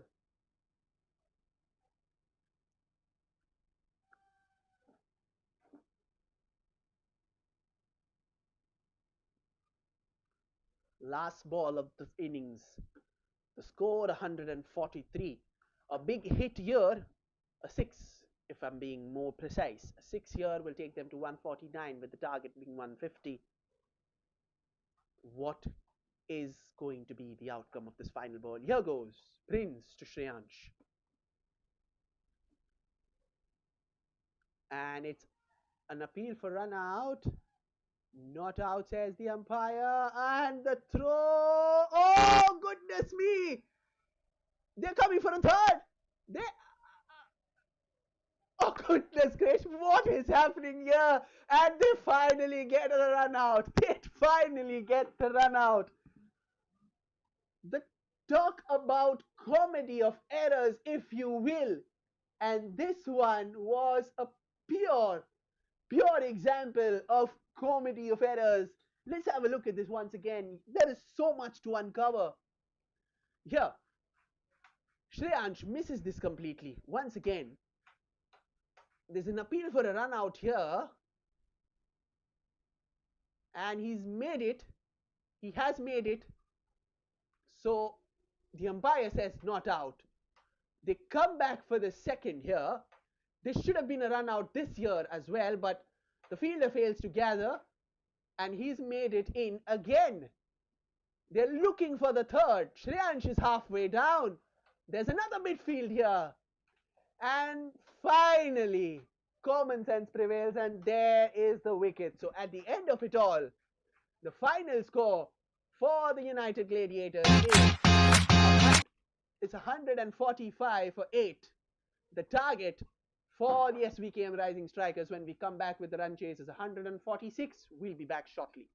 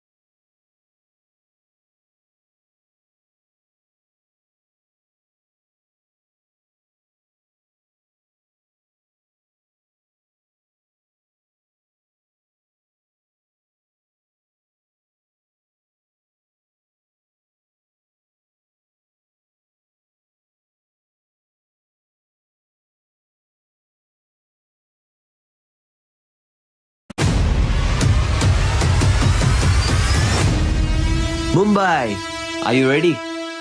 The city's biggest amateur cricket showdown is here. Jolly Friends Sports Club proudly presents Amateur Premier League Season 1. Whether you're a batter with fire in your eyes, a bowler with magic in your wrists, or an all-rounder ready to own the pitch, this is your chance to shine under the spotlight. 8 teams, 8 owners.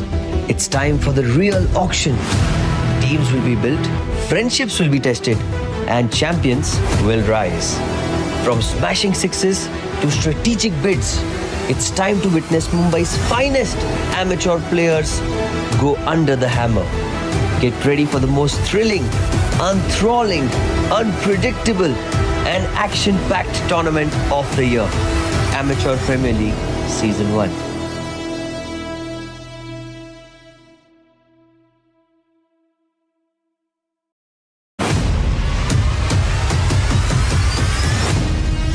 Mumbai, are you ready? The city's biggest amateur cricket showdown is here. Jolly Friends Sports Club proudly presents Amateur Premier League Season 1. Whether you're a batter with fire in your eyes, a bowler with magic in your wrists, or an all-rounder ready to own the pitch, this is your chance to shine under the spotlight.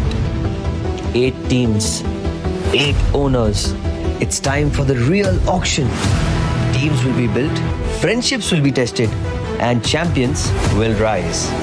From smashing sixes to strategic bids, it's time to witness Mumbai's finest amateur players go under the hammer.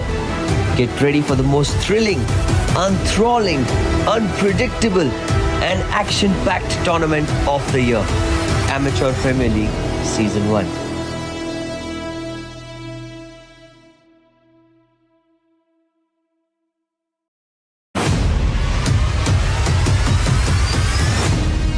Mumbai, are you ready? The city's biggest amateur cricket showdown is here.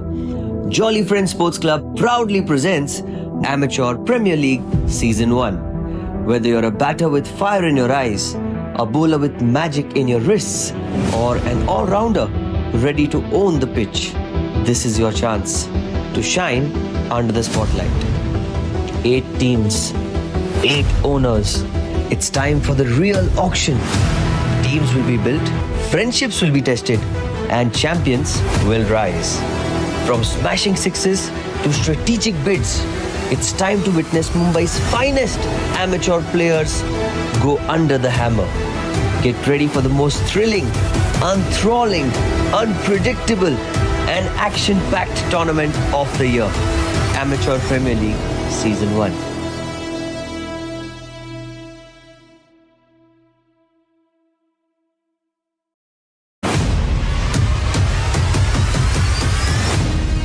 Mumbai, are you ready? The city's biggest amateur cricket showdown is here.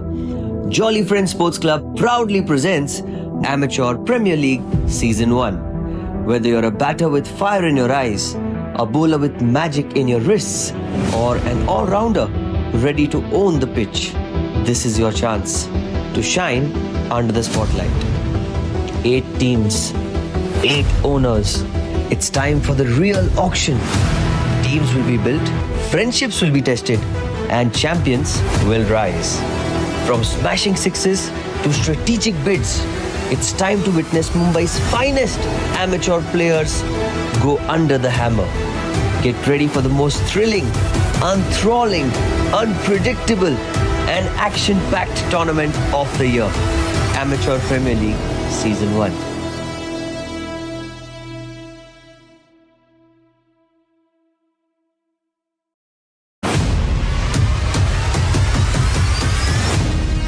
Mumbai, are you ready? The city's biggest amateur cricket showdown is here. Jolly Friends Sports Club proudly presents Amateur Premier League Season 1. Whether you're a batter with fire in your eyes, a bowler with magic in your wrists, or an all-rounder ready to own the pitch, this is your chance to shine under the spotlight. 8 teams, 8 owners. It's time for the real auction. Teams will be built, friendships will be tested, and champions will rise. From smashing sixes to strategic bids, it's time to witness Mumbai's finest amateur players go under the hammer.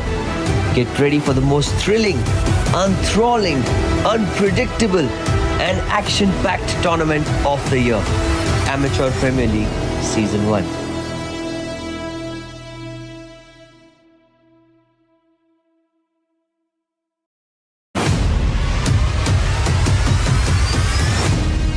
Mumbai, are you ready? The city's biggest amateur cricket showdown is here. Jolly Friends Sports Club proudly presents Amateur Premier League Season 1. Whether you're a batter with fire in your eyes, a bowler with magic in your wrists, or an all-rounder ready to own the pitch, this is your chance to shine under the spotlight. 8 teams, 8 owners. It's time for the real auction. Teams will be built, friendships will be tested, and champions will rise. From smashing sixes to strategic bids, it's time to witness Mumbai's finest amateur players go under the hammer. Get ready for the most thrilling, enthralling, unpredictable, and action-packed tournament of the year. Amateur Premier League Season 1.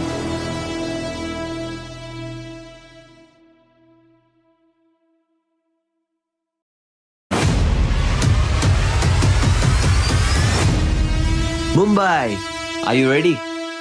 The city's biggest amateur cricket showdown is here. Jolly Friends Sports Club proudly presents Amateur Premier League Season 1. Whether you're a batter with fire in your eyes, a bowler with magic in your wrists, or an all-rounder ready to own the pitch, this is your chance to shine under the spotlight. 8 teams.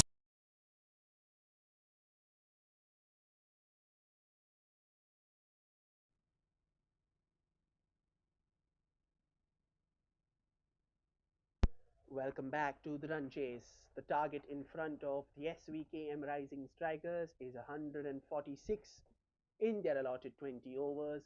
Gaurav and Tarun, the opening batsmen, while Puneet ready to kick-start his team's defense of what is a middling total, neither too big, neither too small, and that is where the issue lies. And here it is, the first ball of the run chase, Puneet to Gaurav. Swings, and what a start this is for the strikers. Absolute barnstormer of a straight off drive over the bowler's head, over the outfield, and that's gone for 4 in a couple of bounces. That's the perfect way to kickstart your run chase. Straight away putting the pressure back on the bowling side. Not the best deliveries to start. Low full toss. And Gaurav needed no second invitations. Was trying to go for another one there. Disappointed that he missed.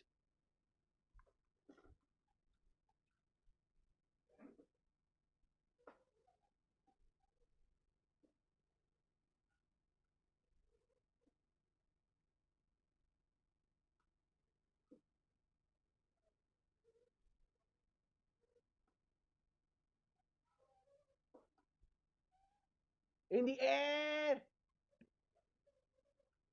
And that will be only a single. So Gaurav has decided that he will be playing the role of the aggressor among the two. And now that Tarun is on strike, need to keep an eye on what his intent will be as well. Because we've already seen Gaurav play the role of the aggressor in the first 3 deliveries of the run chase. He's attempted a big shot on all 3. To wait and see what Tarun does, or what is the approach that Tarun is going to adopt. With 5 runs in the first 3 deliveries, and there's a little bit of a delay. A helmet. Okay, so the reason behind it is that the keepers decided to stand up to the stumps, making sure that there is no room for an aggressive shot, whether the batsman decides to come down the ground or even attempt a big shot. But then it depends on what the game plan is from the bowler.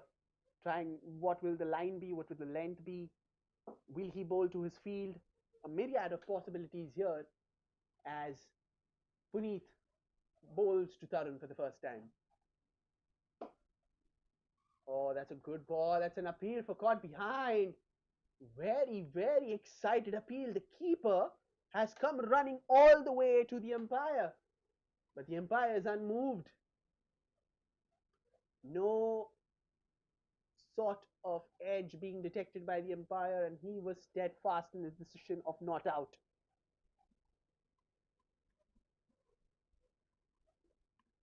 Here is Puneet.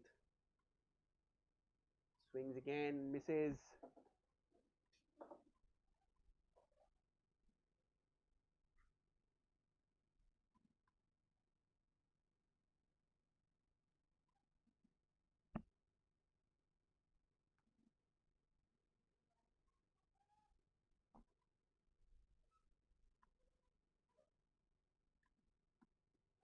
Here is Puneet bowling to Tarun once again.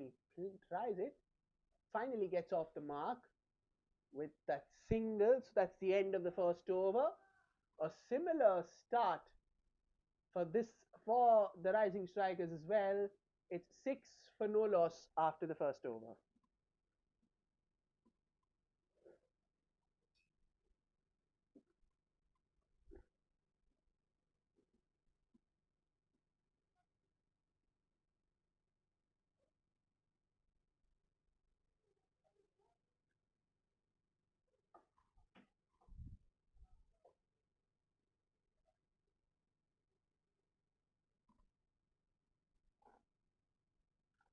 So Ritesh is the new bowler from the other end, and he will be bowling to Tarun, who on courtesy of that bye taken of the last ball will be the one on strike.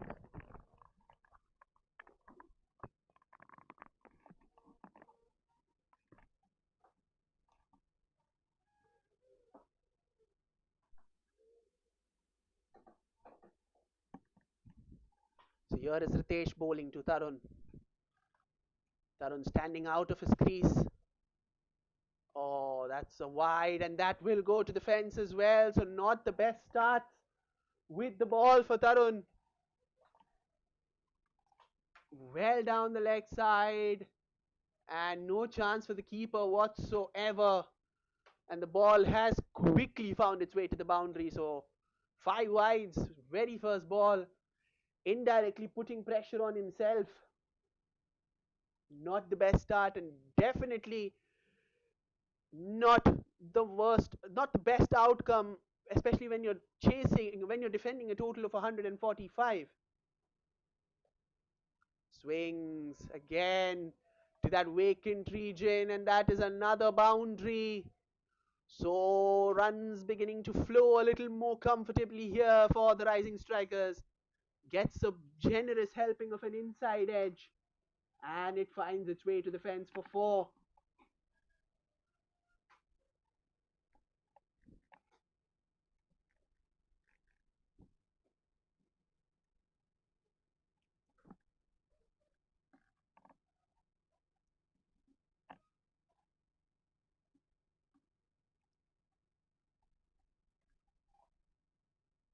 So Ritesh to continue. What will be his line and length in this particular delivery? Oh, that's a much better comeback. But again, a fumble from the wicketkeeper means that they will scuttle across for a bye. This was a much, much better delivery in terms of the line and length. He bowled it a little on the shorter side, making sure that the pitch did its work for him. Gets that little bit of extra bounce and gets the batsman in that sort of an uncomfortable position between playing and letting it go. Very well executed short delivery that. Ritesh now bowling to Gaurav. Plays it nicely down the ground. He knows that the runs have already come for this over. So making sure that the scoreboard is ticking. Runs have come of every delivery so far in this over. And that's exactly what they are looking for. 11 runs already in 3 balls. Just the start that they were looking for. Swing and a miss, but again missed by the keeper. The keeper's having a nightmare behind the stumps. Lets it go for 4 buys more. Had to save that, but no, he could not, and that is raced away to the boundary once again. So this is turning out to be a big over. Given runs off the bat. Very interesting call this.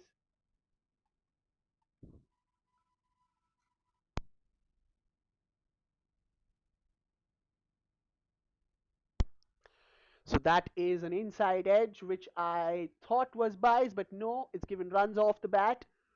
So yes, unfortunate for the keeper who's not been able to gather that. So big over this, 15 runs. And again an inside edge. Talk about luck and talk about incredible luck. This is incredible luck here. Inside edge is flying around like 9 pins at the moment.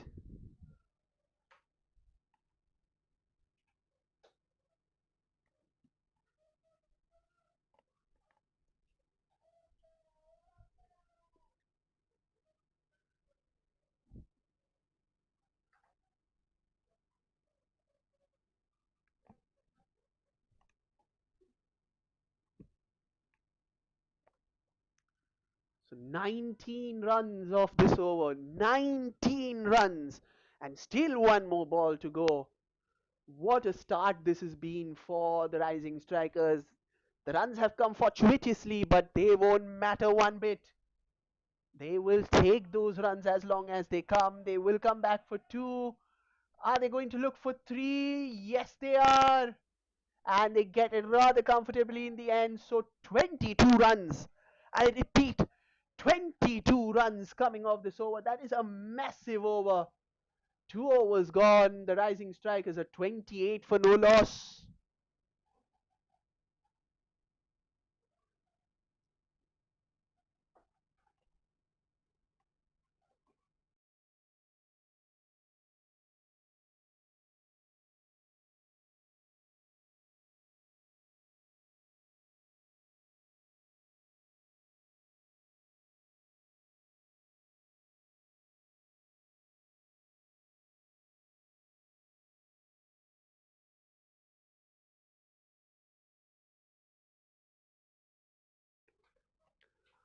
So Puneet comes back into the attack and he has a massive job in his hand to not only keep the scoreboard stopping from going any further. Oh, that's a good ball. That's a good start. He not only have to keep the scoreboard down, but he also probably needs to make sure that there is a wicket that he takes in this over.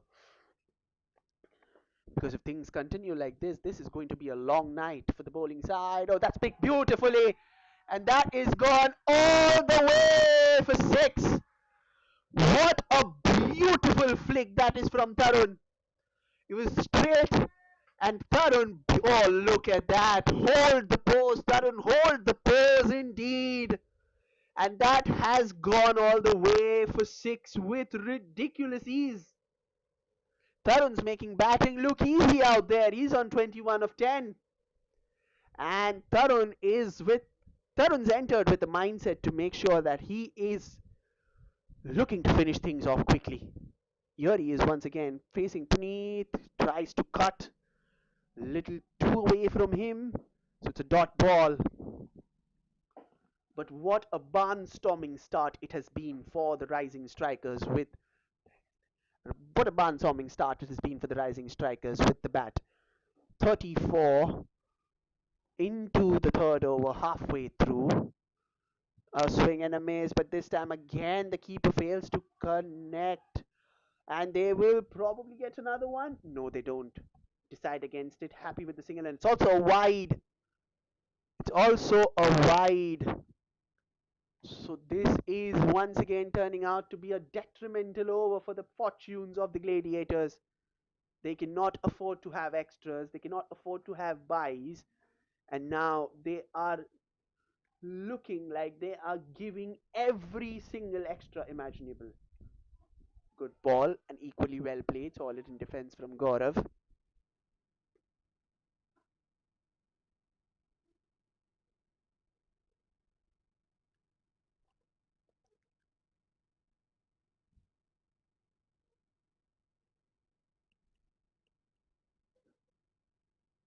Here is Puneet once again bowling to Gaurav. Gaurav swings hard, and that's gone. One bounce into the rope for four. So the runs continue to flow for the Rising Strikers. Look at this once again. Beautiful pickings.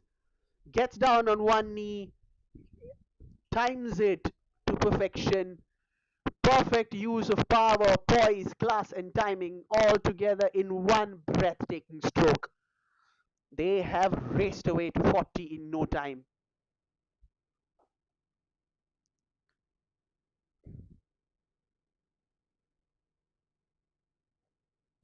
And a comfortable forward defense brings an end to this over as well. 12 runs coming off it. 3 overs gone. The Rising Strikers are 40 for no loss.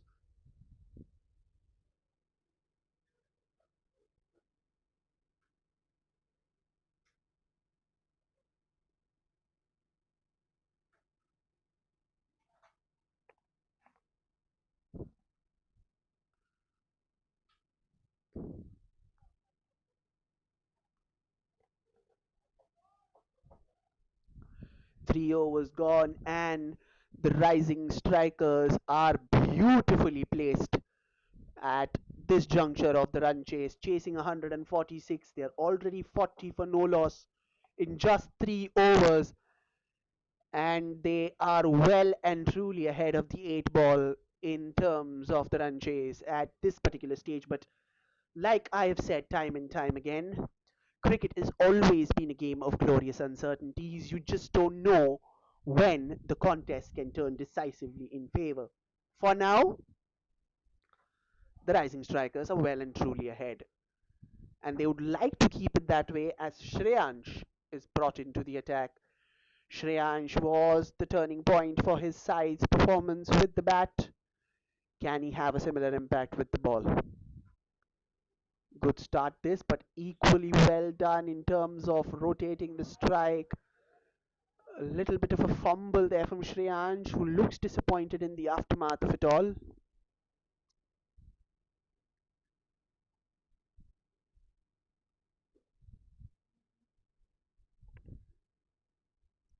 So all in all, it has been a thunderous start. And here, as you can see, Gaurav just slightly ahead of his crease. Here he is facing Shreyansh. Oh, he's picked that beautifully. That's beautifully picked. Fine, and into the fine leg fence for four. Here, once again, look at the game awareness from Gaurav. Gets into position so early and picks the ball with perfection. Just takes a step towards the offside, gives him enough maneuverability, and that ball finds its way to the boundary because there's absolutely no fielder behind square on the leg side, with long on and long off being the fielders out in the deep. So that was as easy a boundary that he could get. And Gaurav has also moved into double digits with the score now 45 for no loss, as the Rising Strikers continue to assert their dominance on this run chase, making easy work of it so far.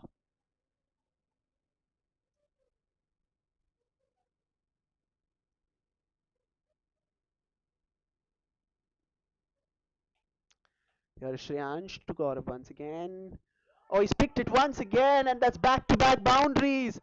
This time, much more squarer the direction of the boundary. Similar shot. Look at that. Gets into position, rocks on the back foot, and once again taking full advantage of the lack of protection there on the leg side. Back-to-back fours. They are not motoring along, they are galloping along to the target, with the target now under 100. 97 runs required in 16 and a half overs.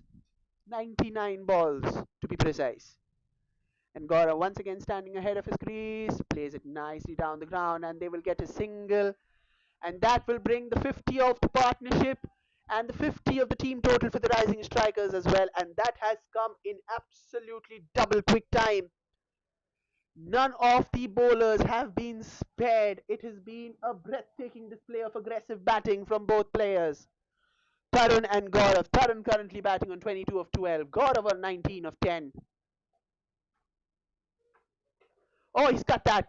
Has he found the gap? No, he hasn't, but they will get a single. So not many dot balls here.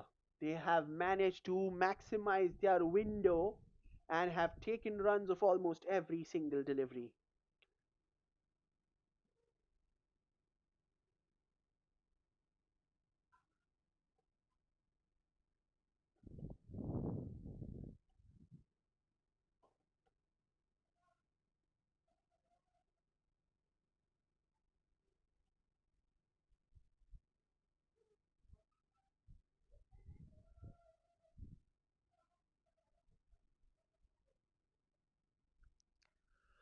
So a little bit of time taken to set the field accordingly.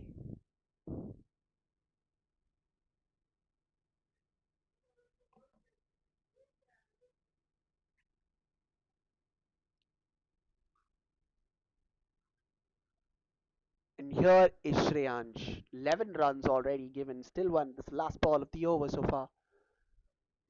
Oh, he's picked it. Over the field. It does not have the legs to go to the boundary, so they will comfortably settle for two. So another big over, this 13 runs coming off it. 4 overs gone. The rising striker sitting pretty at 53 for no loss.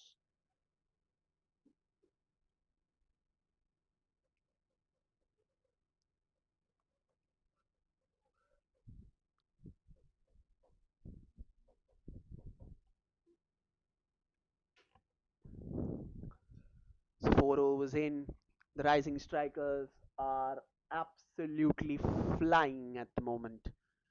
Both Gaurav and excuse me, both Gaurav and Tarun have approached this run chase with brutal aggression. And as I speak, there is another bowling change. It is Ronak who's been brought into the attack. What impact can Ronak have on his team's target defense? None of the bowlers so far have managed to trouble, let alone test the batsman. So here's Ronak bowling to Tarun. Swing and a miss. Starts off with a dot ball here, does Ronak. And Tarun would be disappointed that he did not punish the delivery because it was a comparatively easier delivery to play at. It was short, just the right amount of bounce, right amount of pace to cut it with disdain, but didn't get any sort of connection there. And oh, he stopped it! Goodness me, he has dropped it. That should have been wicket number one, but it isn't. These are the moments that you need to hold on to your catches. Look at that, that should have been taken and that should have been held on to. Catches win matches is the old adage that goes. But here a catch has been dropped and the partnership continues. And it is Gaurav on strike. Plays it well. They manage to cross for a single. So for the rising strikers, a quiet over here does not do any harm to their chances of overhauling this target. They've already got 4 very productive overs. They can afford to have a quiet over here as long as they don't lose a wicket. The previous ball was probably a warning sign. Oh, he's picked that. Oh, he's picked that. But well fielded in the deep.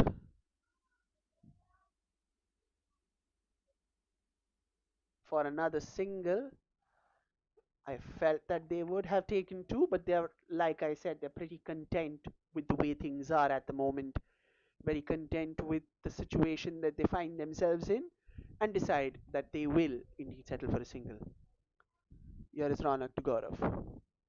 Oh, trying to be cheeky there, but good bowling. Good bowling this from Ronak.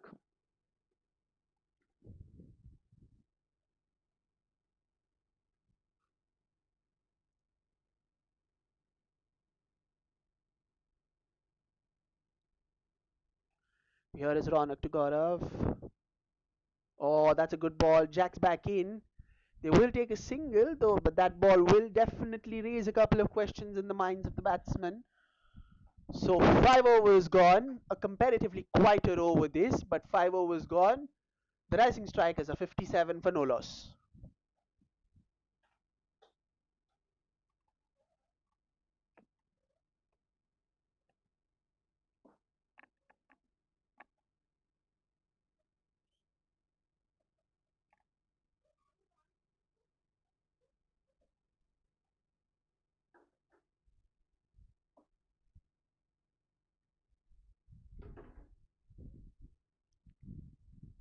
So the final over of the power play,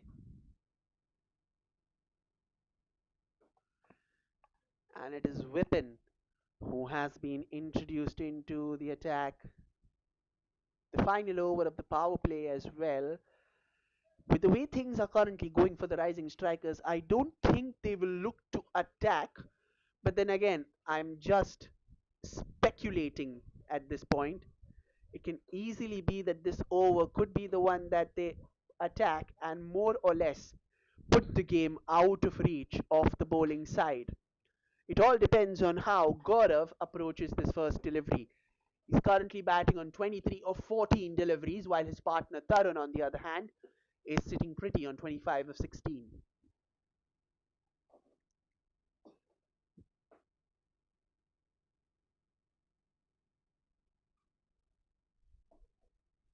Here is Vipin. There's a straight, almost straight-ish fine leg. Lets it go. Lets it go, watches it carefully. So like I said, there isn't any urgency or any hesitation to attack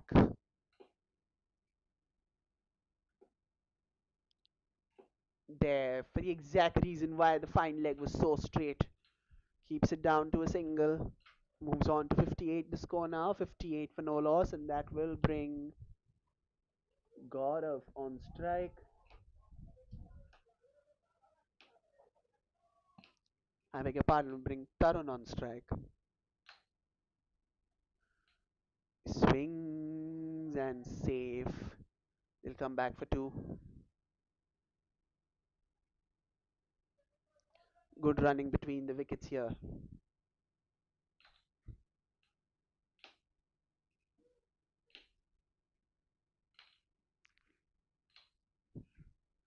Here's Tarun.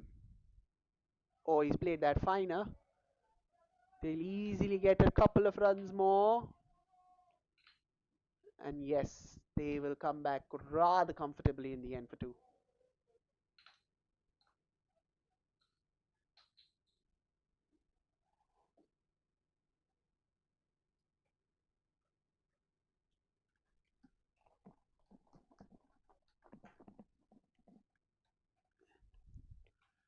Here is Whippen now bowling to Tarun. 5 runs coming off the first 4 deliveries. Still 2 more balls to go. That's a wide. Should be called a wide. Yes, it is. So he'll be bowling that again as he drifts down the leg side with that particular delivery. And once again, this is very smart field placement, making sure that the fine leg is very straight, that basically blocks the avenue for an extra bound. An extra, and if the fielder wouldn't have been there, that would have been a 4 and would have been wide as well. So that would have made a further dent in the target. So this has been a very good field placement so far.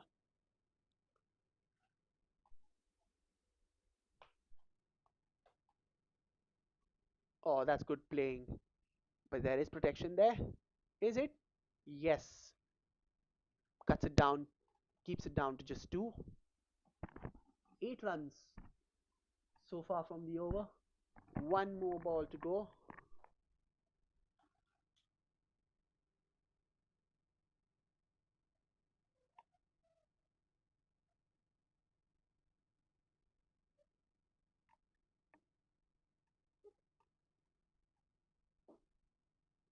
65 for no loss to score. Here's the final ball of the power play. Whip into Tarun.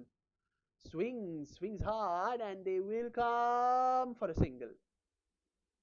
So that is the end of the power play. 6 overs gone. The Rising Strikers are well ahead at this point of time with 66 for no loss.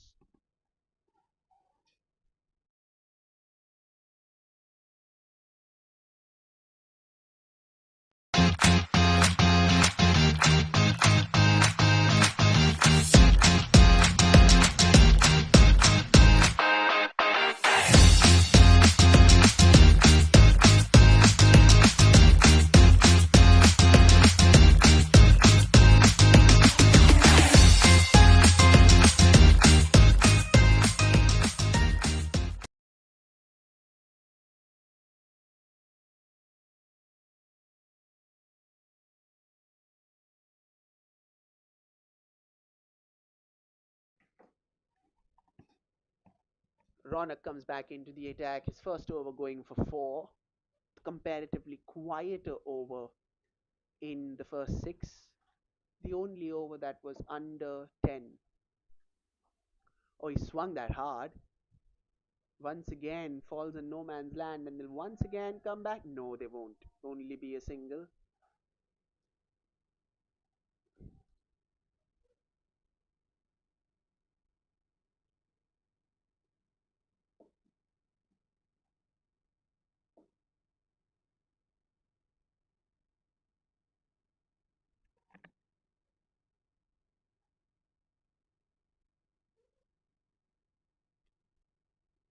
Ronak continuing to bowl to Gaurav. Played that well. Will they get a single? Yes, they do.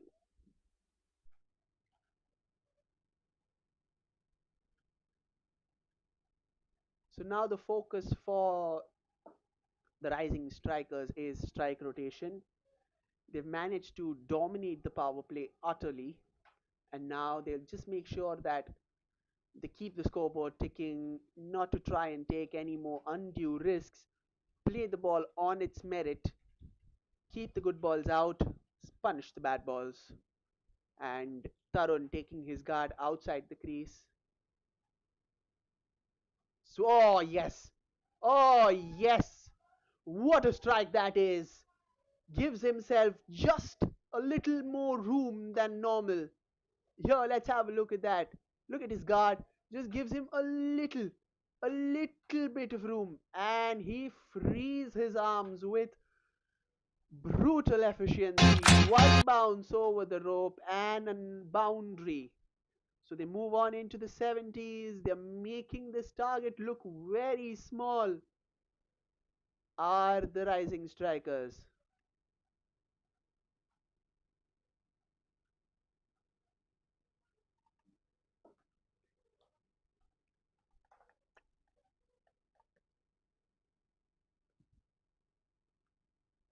They have absolutely gone hell for leather here. It's played that well again. You keep it down to a single this time, so you'll get a 1 run comfortably.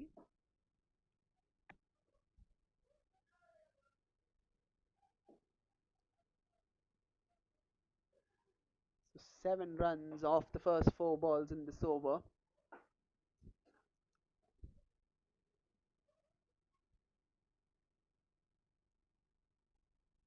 Dead ball signaled by the umpire there.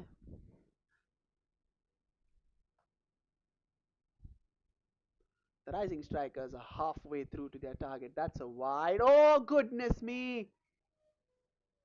Misfield, and that has gone to the fence for 4 as well. The wicket keeper will wish that this day gets erased from his memory as quickly as possible because he will not want to look at the highlight reels of this game.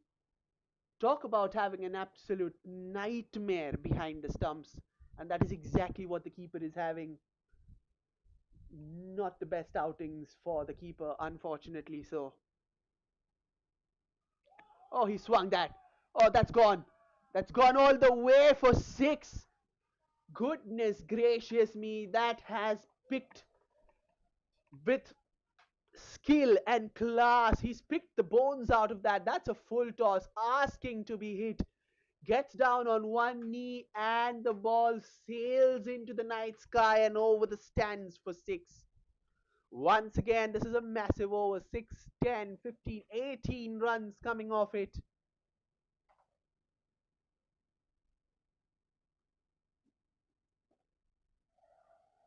Absolute mockery of a target.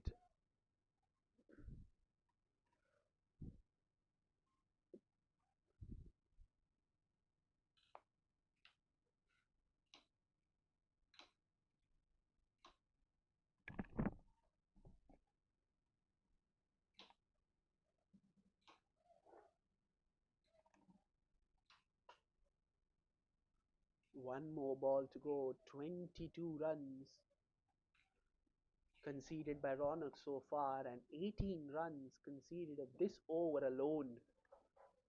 And still one more delivery to go.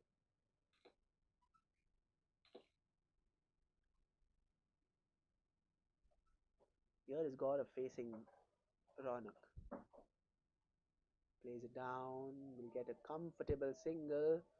So 23 runs coming off this over, 7 overs gone. The rising strikers are 85 for no loss.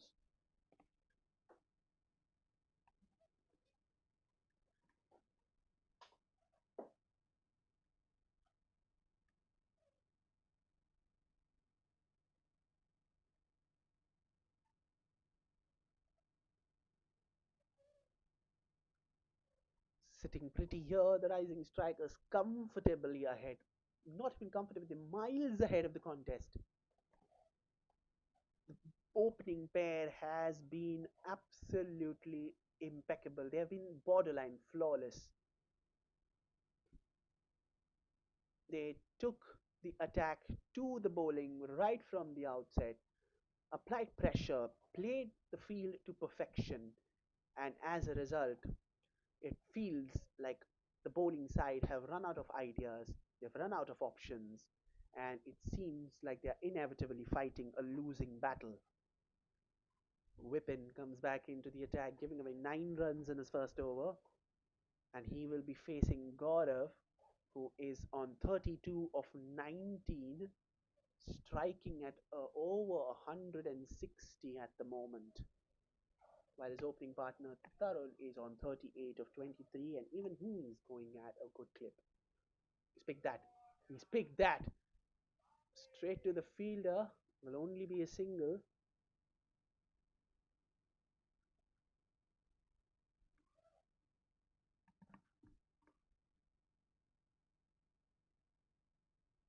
That'll bring Tarun on strike, who's currently on 38 of 23.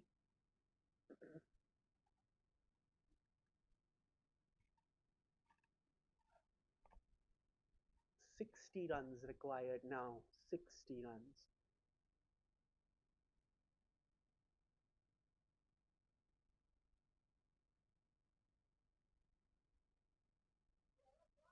Oh, he's played that fine. Will they come back for two? No, they won't. They will be happy with a single here.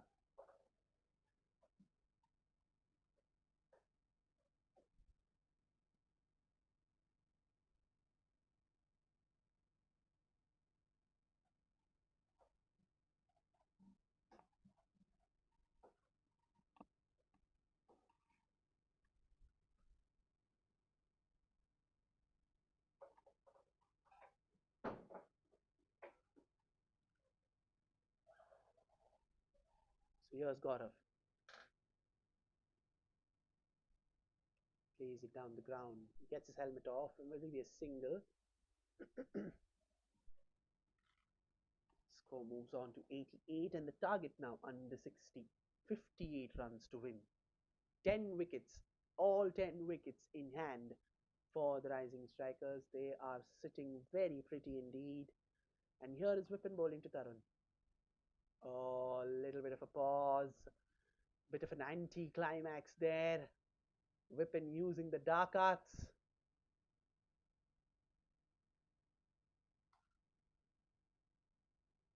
Oh, he swung that. Swung it hard. Straight to the fielder for a single down at long on. So it's been disciplined over this from Whippen under the circumstances, and given the previous over went for so many, just 4 singles off it. Still, anything can happen, but Whippen will hope to finish strongly and make sure that there's no further damage being inflicted upon them. It's called a wide. Bowl that one again. So still two more balls to go.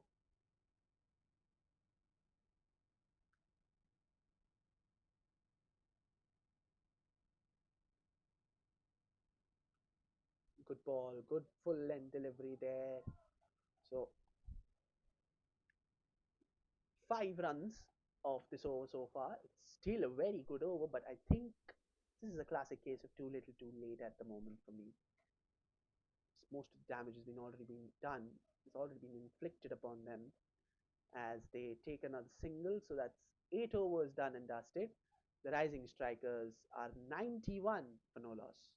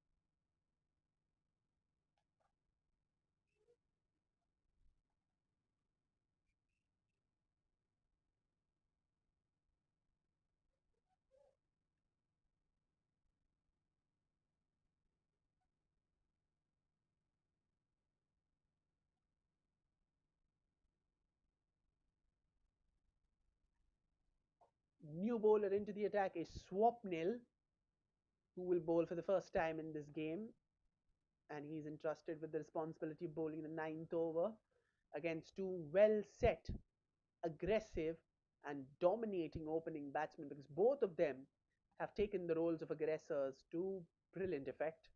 No one's tempered down their approach. They've managed to keep the scoreboard going at a very, very productive rate. They're picking the bad balls and dispatching them to the boundary and playing the good balls with the respect that they deserve. And Gaurav on strike and standing well ahead of his crease as Swapnil charges in. Plays it down the ground, and that will be another comfortable single.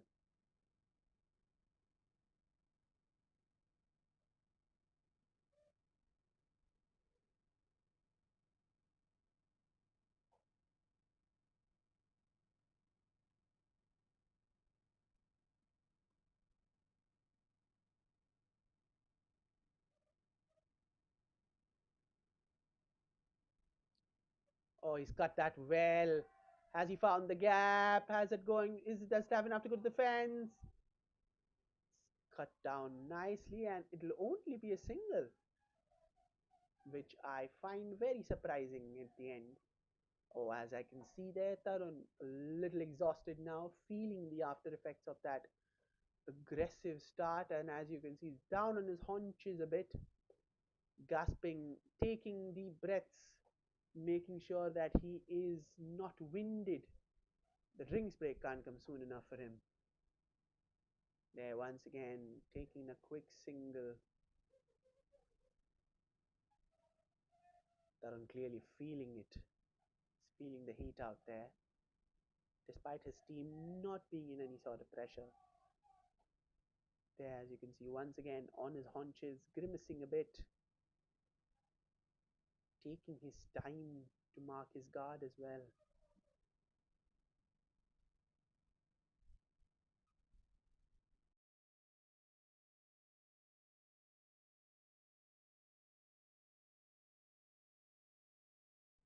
Oh, he's picked that in the air, falls just short of the fielder, and once again they will settle for only a single.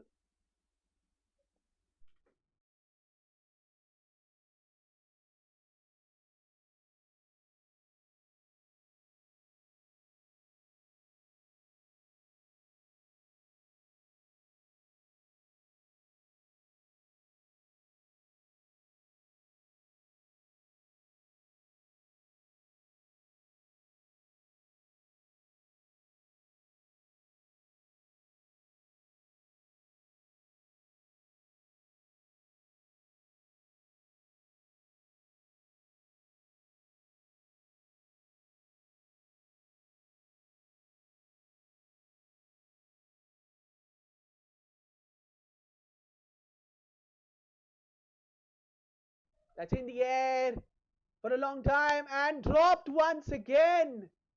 What is happening on the field with the Gladiators?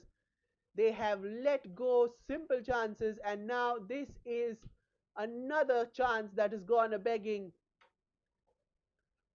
Was in the air for a very long time, and oh, he did not even get fingertips to it, let alone get underneath the ball.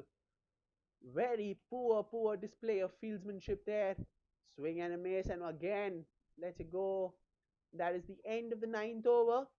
The SVKM Rising Strikers are 97 for no loss.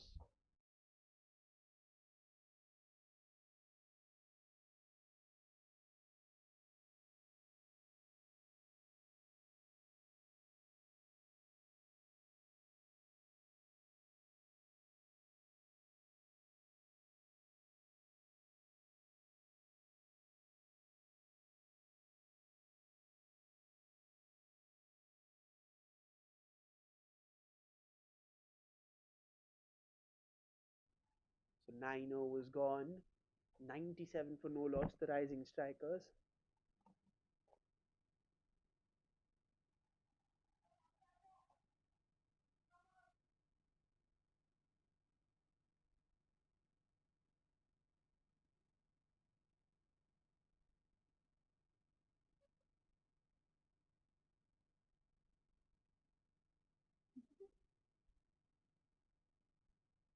And Whippen coming back into the attack. He's arguably been their most economical bowler so far. 15, none for 15 in his 2 overs. And here is Gaurav, currently batting on 38 of 26. Flicks it well, and that will bring the 100 of the partnership for the Rising Strikers. Beautifully flicked that, picks the gap to perfection, and surprisingly, there is no fielder in the deep on the left side, and that has found the fence with ease. The 100 comes up, it's 101 for no loss as Gaurav moves into the 40s now.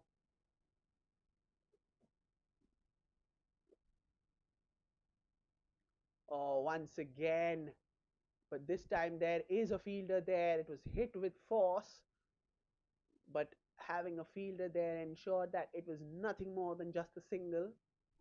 So it's 102 for no loss. They are motoring along.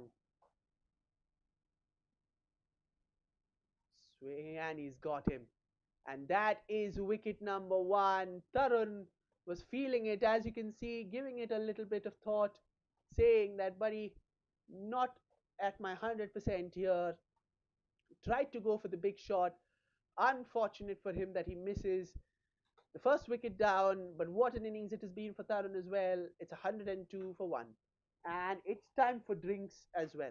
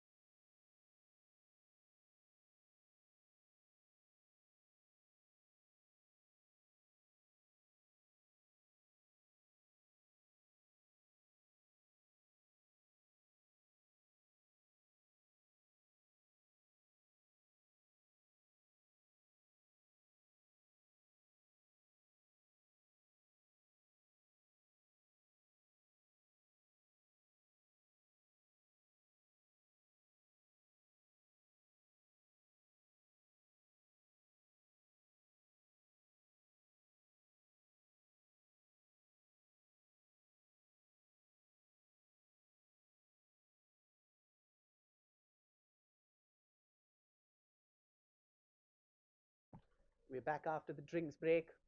Score 102 for 1, halfway through the 10th over. And Ketan Kumar is the new batsman out there in the middle. He's played that well, but straight to the fielder, so no run there.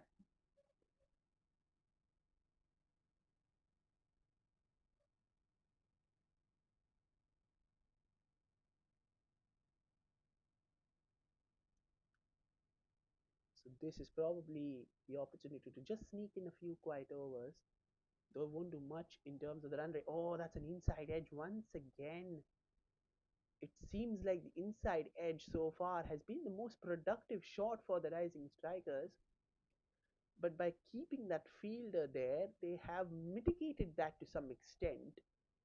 But that's not to say that the batsmen are not finding these boundaries apart from there. They have hit it at all parts of the ground, mind you.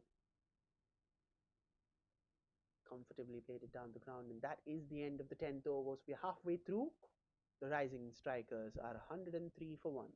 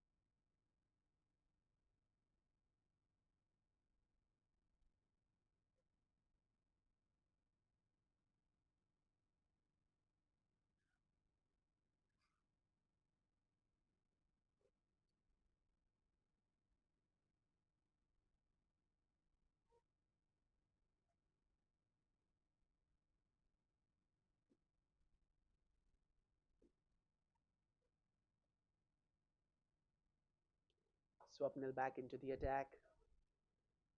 First over going for 6, and it is the new batsman Ketan who will be on strike at the moment. Space just 2 deliveries for his 1. But Gaurav, meanwhile, on the other end, batting on 43 of 29.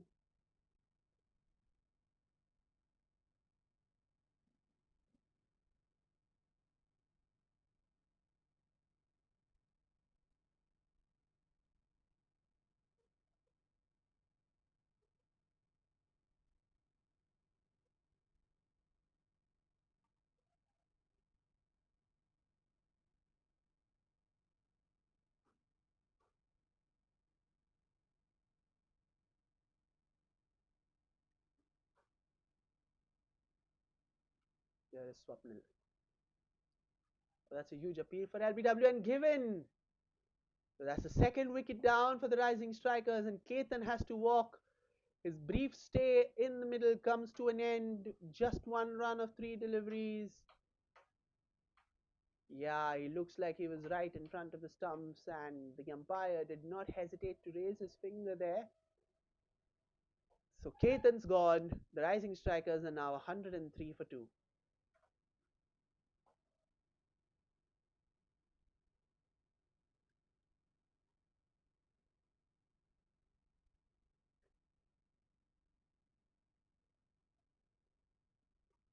Chintani is the new batsman walking out to the middle.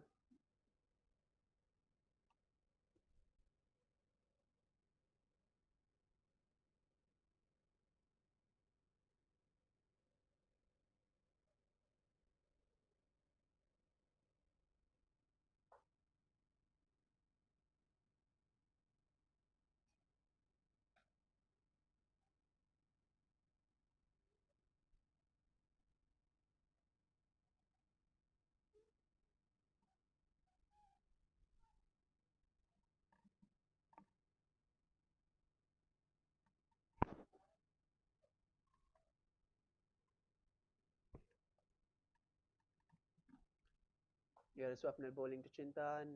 Chintan plays it down the ground and well fielded by Swapnil to avoid any single there.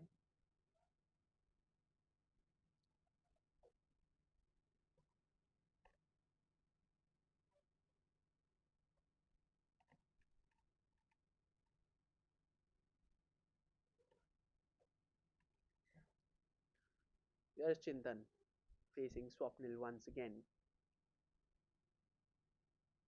Swing and a miss. Hopeful appeal there from Swapnil, but nothing doing by the umpire.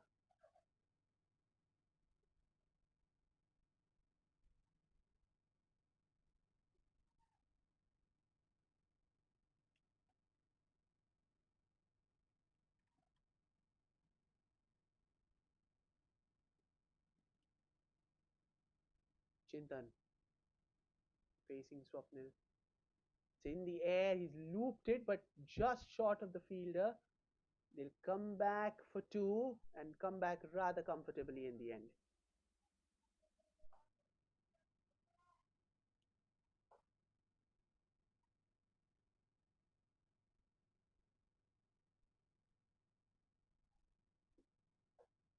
So a bit of a slowdown here in the overall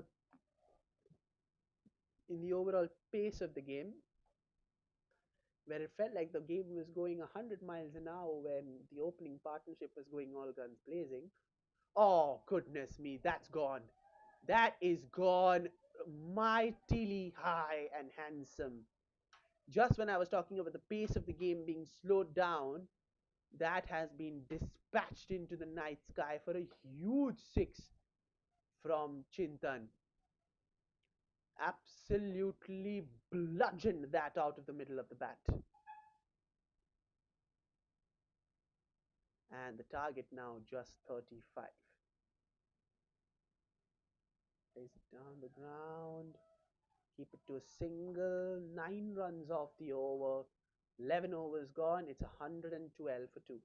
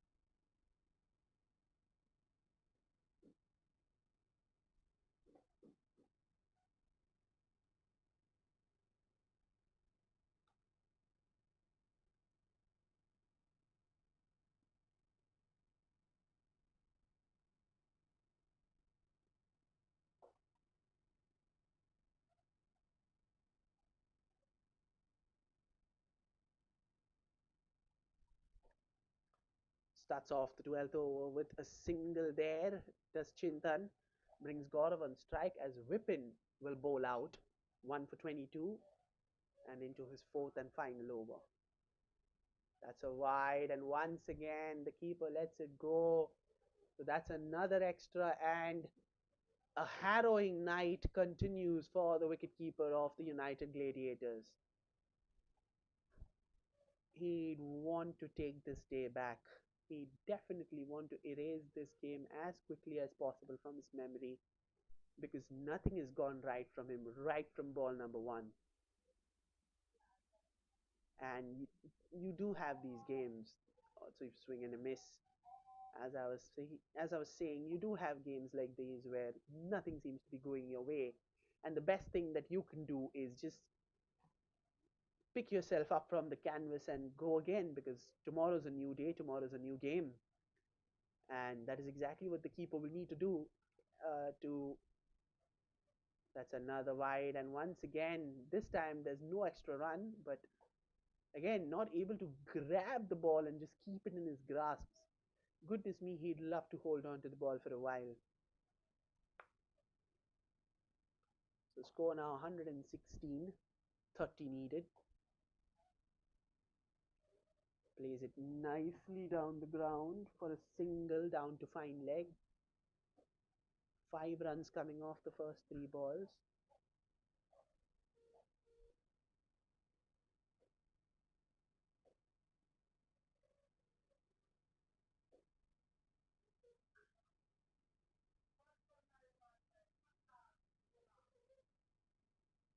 Gaurav is on strike. Plays it down the ground nicely. Happy with a single here. They're happy with the way things are going on for them at this moment. It's 118 for 2, 28 runs required, of 40, 50 deliveries. Well ahead of the run rate, well ahead of the game as well. Still 8 more wickets in hand. And they have a set batsman out there in the middle in the form of Gaurav on one hand. And here is Chintan, is trying to go for that big shot but misses it completely. And once again, the keeper isn't able to hold on to it. Just not happening for him tonight behind the stumps. Tried to pick that one, hits it straight to the fielder, but this time he'll keep it down to only a 1. 12 overs gone, 119 for 2.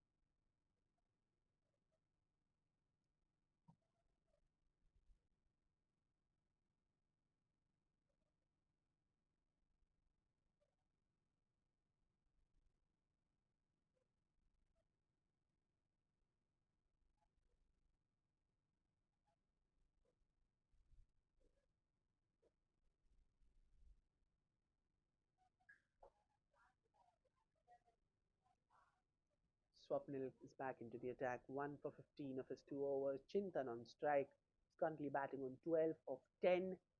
Here is Chintan facing Swapnil. Again, plays it nicely down the ground. There will only be a single towards that fielder at deep point.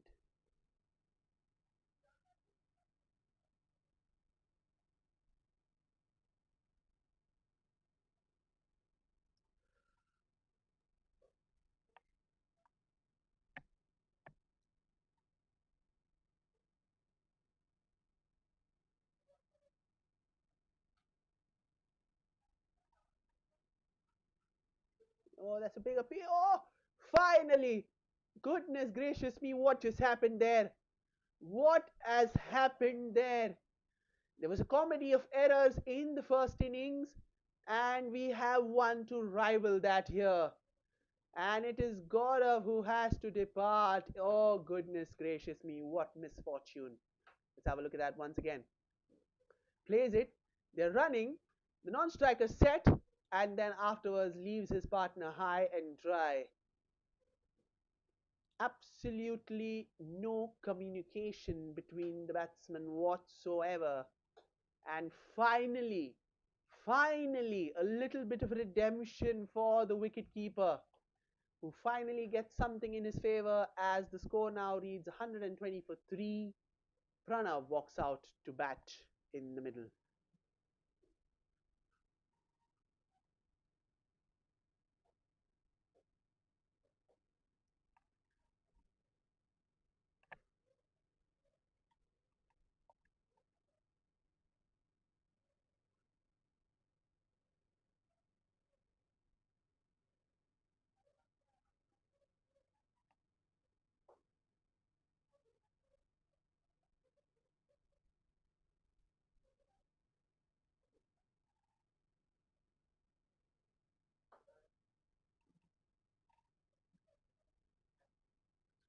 Dot ball this. Pranav playing it down the ground straight to the bowler for no run.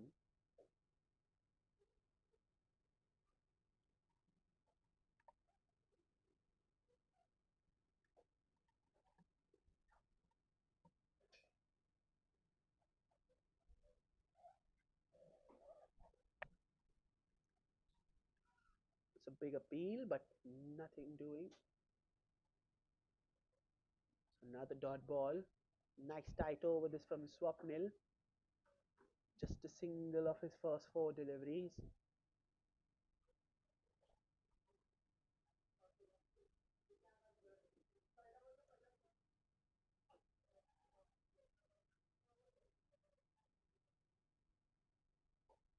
26 runs required of 44 deliveries.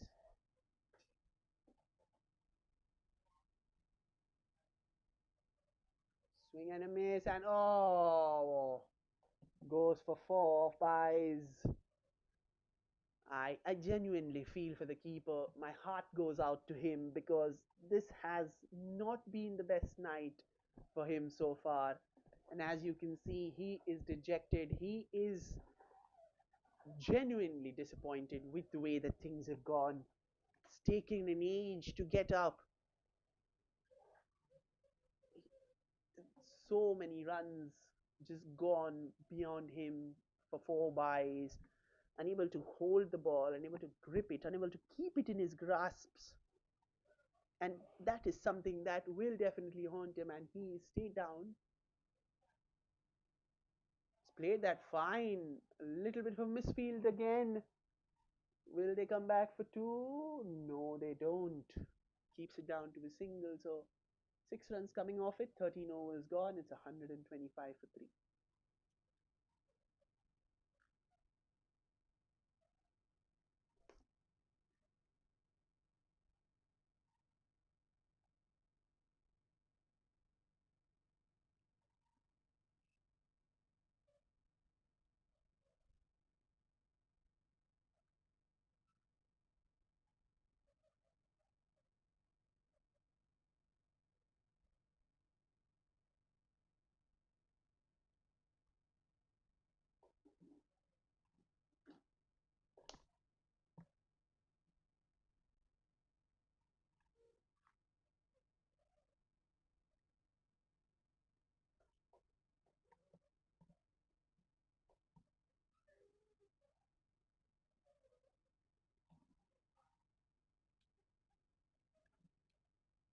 So Ritesh coming back into the attack had an absolutely expensive first over, being hit all around the park for 21 runs. He'll be bowling to Pranav, who's faced 4 balls for his 1 run. Here, here is Pranav. S- swings and swings. It's gone fine and has found the fence for 4. So anywhere goes, but that's 4 runs less to chase for the Rising Strikers. It's 129 for 3. The target now is 17 of 41 deliveries.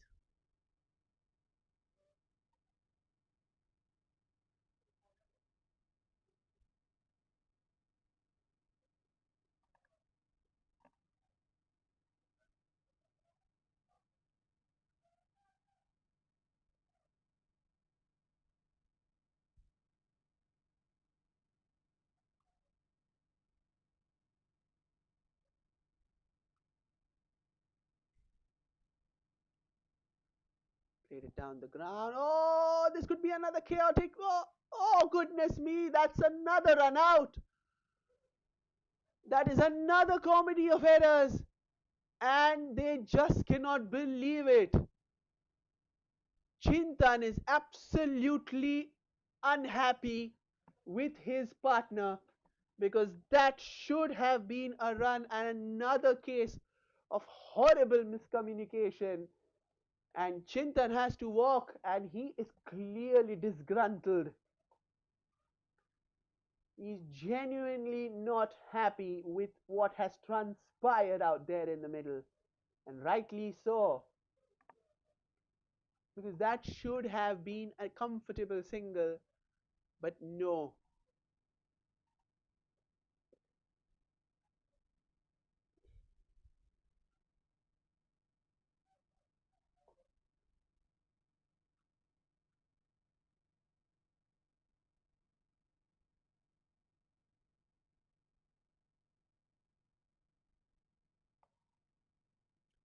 Amol is the new batsman who's walked out to the middle, and number 6, and he will be at the non-striker's end.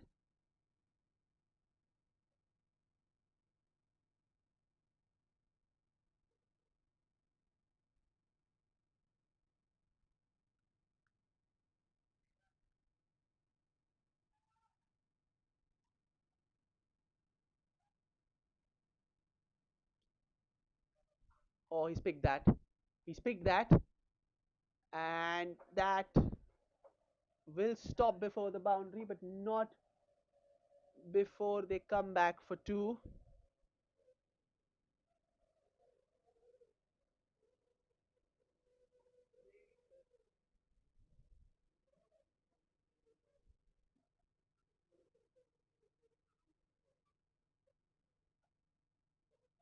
So 131, the target now 15.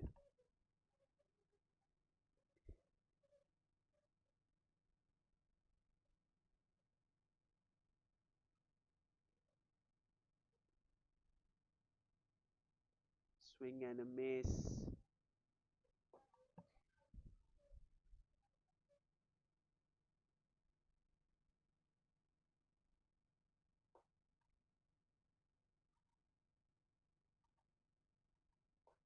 131 for 4 the score. Pranav currently batting on 7. Amol yet to face a delivery as he's on the non-striker's end. And that's a wide. Have to bowl that one again.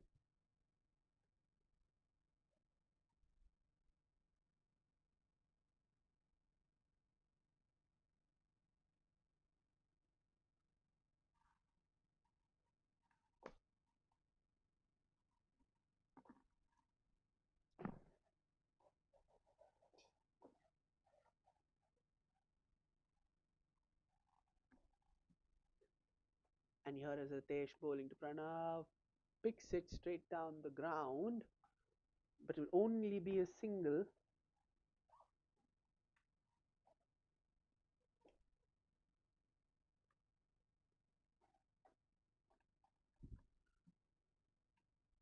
One more delivery to go.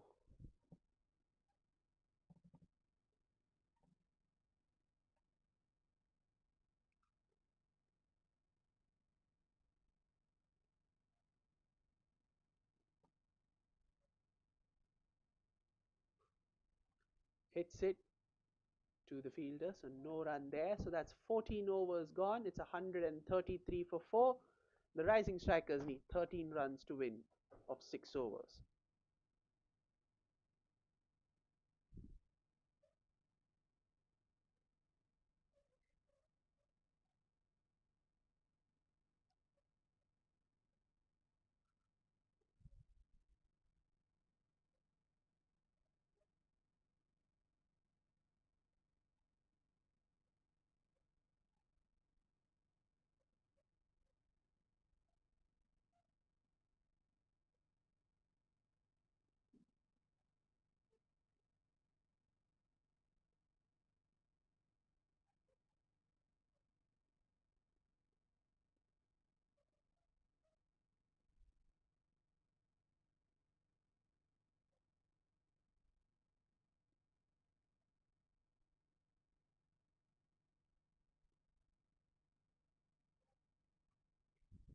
Here is Swapnil bowling to Pranav. A little bit of a misfield, but will only be a single.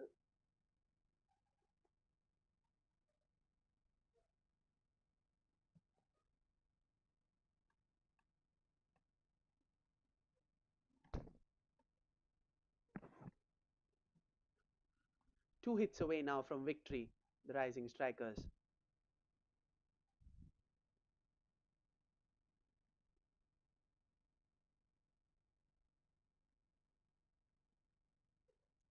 Edged, but there is a fielder there, so it will only be a single.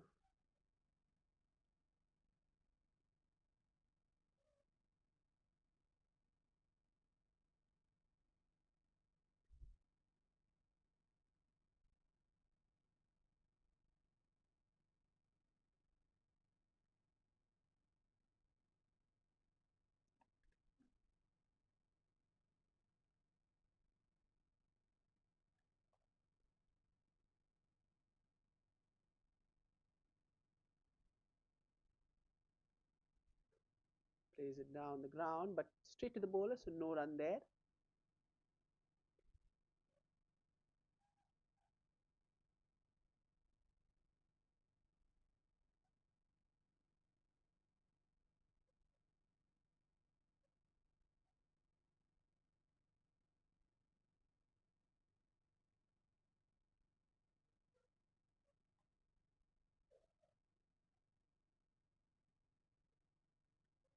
in the air, shot, good throw that, but very, very close. Eventually, the batsman makes his ground.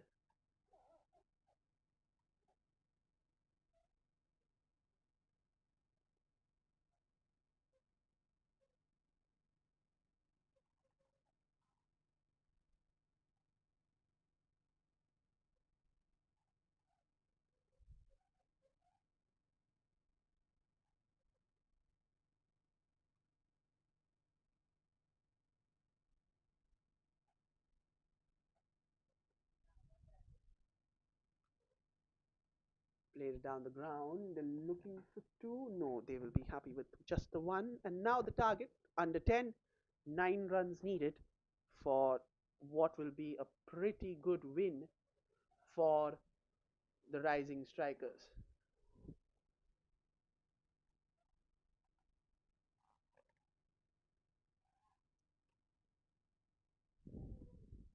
Here is Swapnil bowling to Pranav.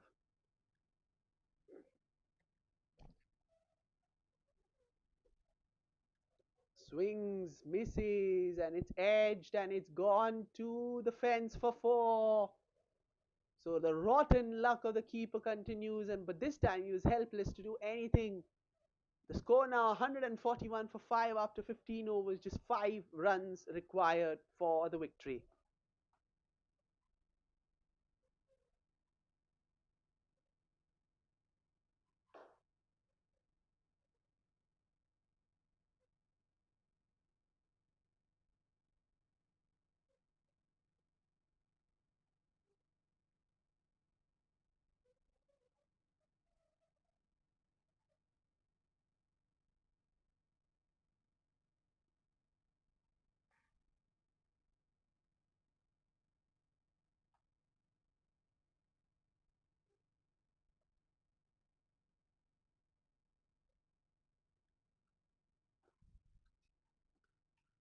So here is Swapnil, who finished his previous over. Now Ritesh will be bowling his third over.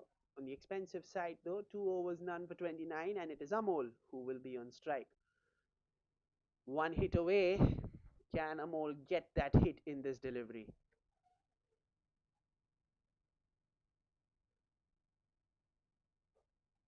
Played it down the ground, no run. So the wind will have to wait for another delivery at least.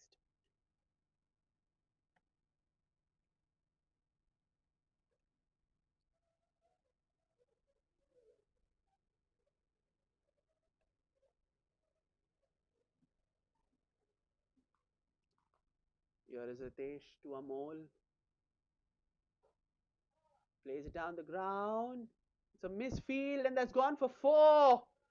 And that has leveled the scores for the SVKM Rising Strikers. They need just a single run to win. The scores are leveled. Beats the fielder at mid-off with that shot. Timed it nicely. Timed it well enough. Away, and that's racing away and has raced away to the fence. So here we are. 1 run needed. Amol on strike. Ritesh to bowl. And that's a little bit of an anticlimax there with both batsman and bowler moving away from their respective stances.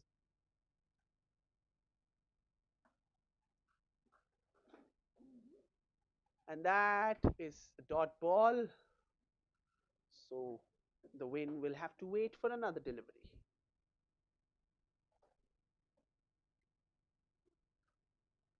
145 for 4. It has been a brilliant batting performance, a thoroughly dominating batting performance this. And he's played that, and that is the winning run. It's all over here at the Fatima grounds as the SVKM Rising Strikers beat the United Gladiators by 6 wickets. They won the toss, decided to bowl first, restricted the Gladiators to an under par total, and then had a rollicking power play to comfortably emerge as winners in this contest. So at the end of it all, it's the SVKM Rising Strikers who've been victorious. This is Delvin, and it has been a pleasure to guide you through this match. It is me wishing all of you a good night. Stay healthy, stay safe, and we'll see you soon with more cricketing action on the other side. Till then, goodbye.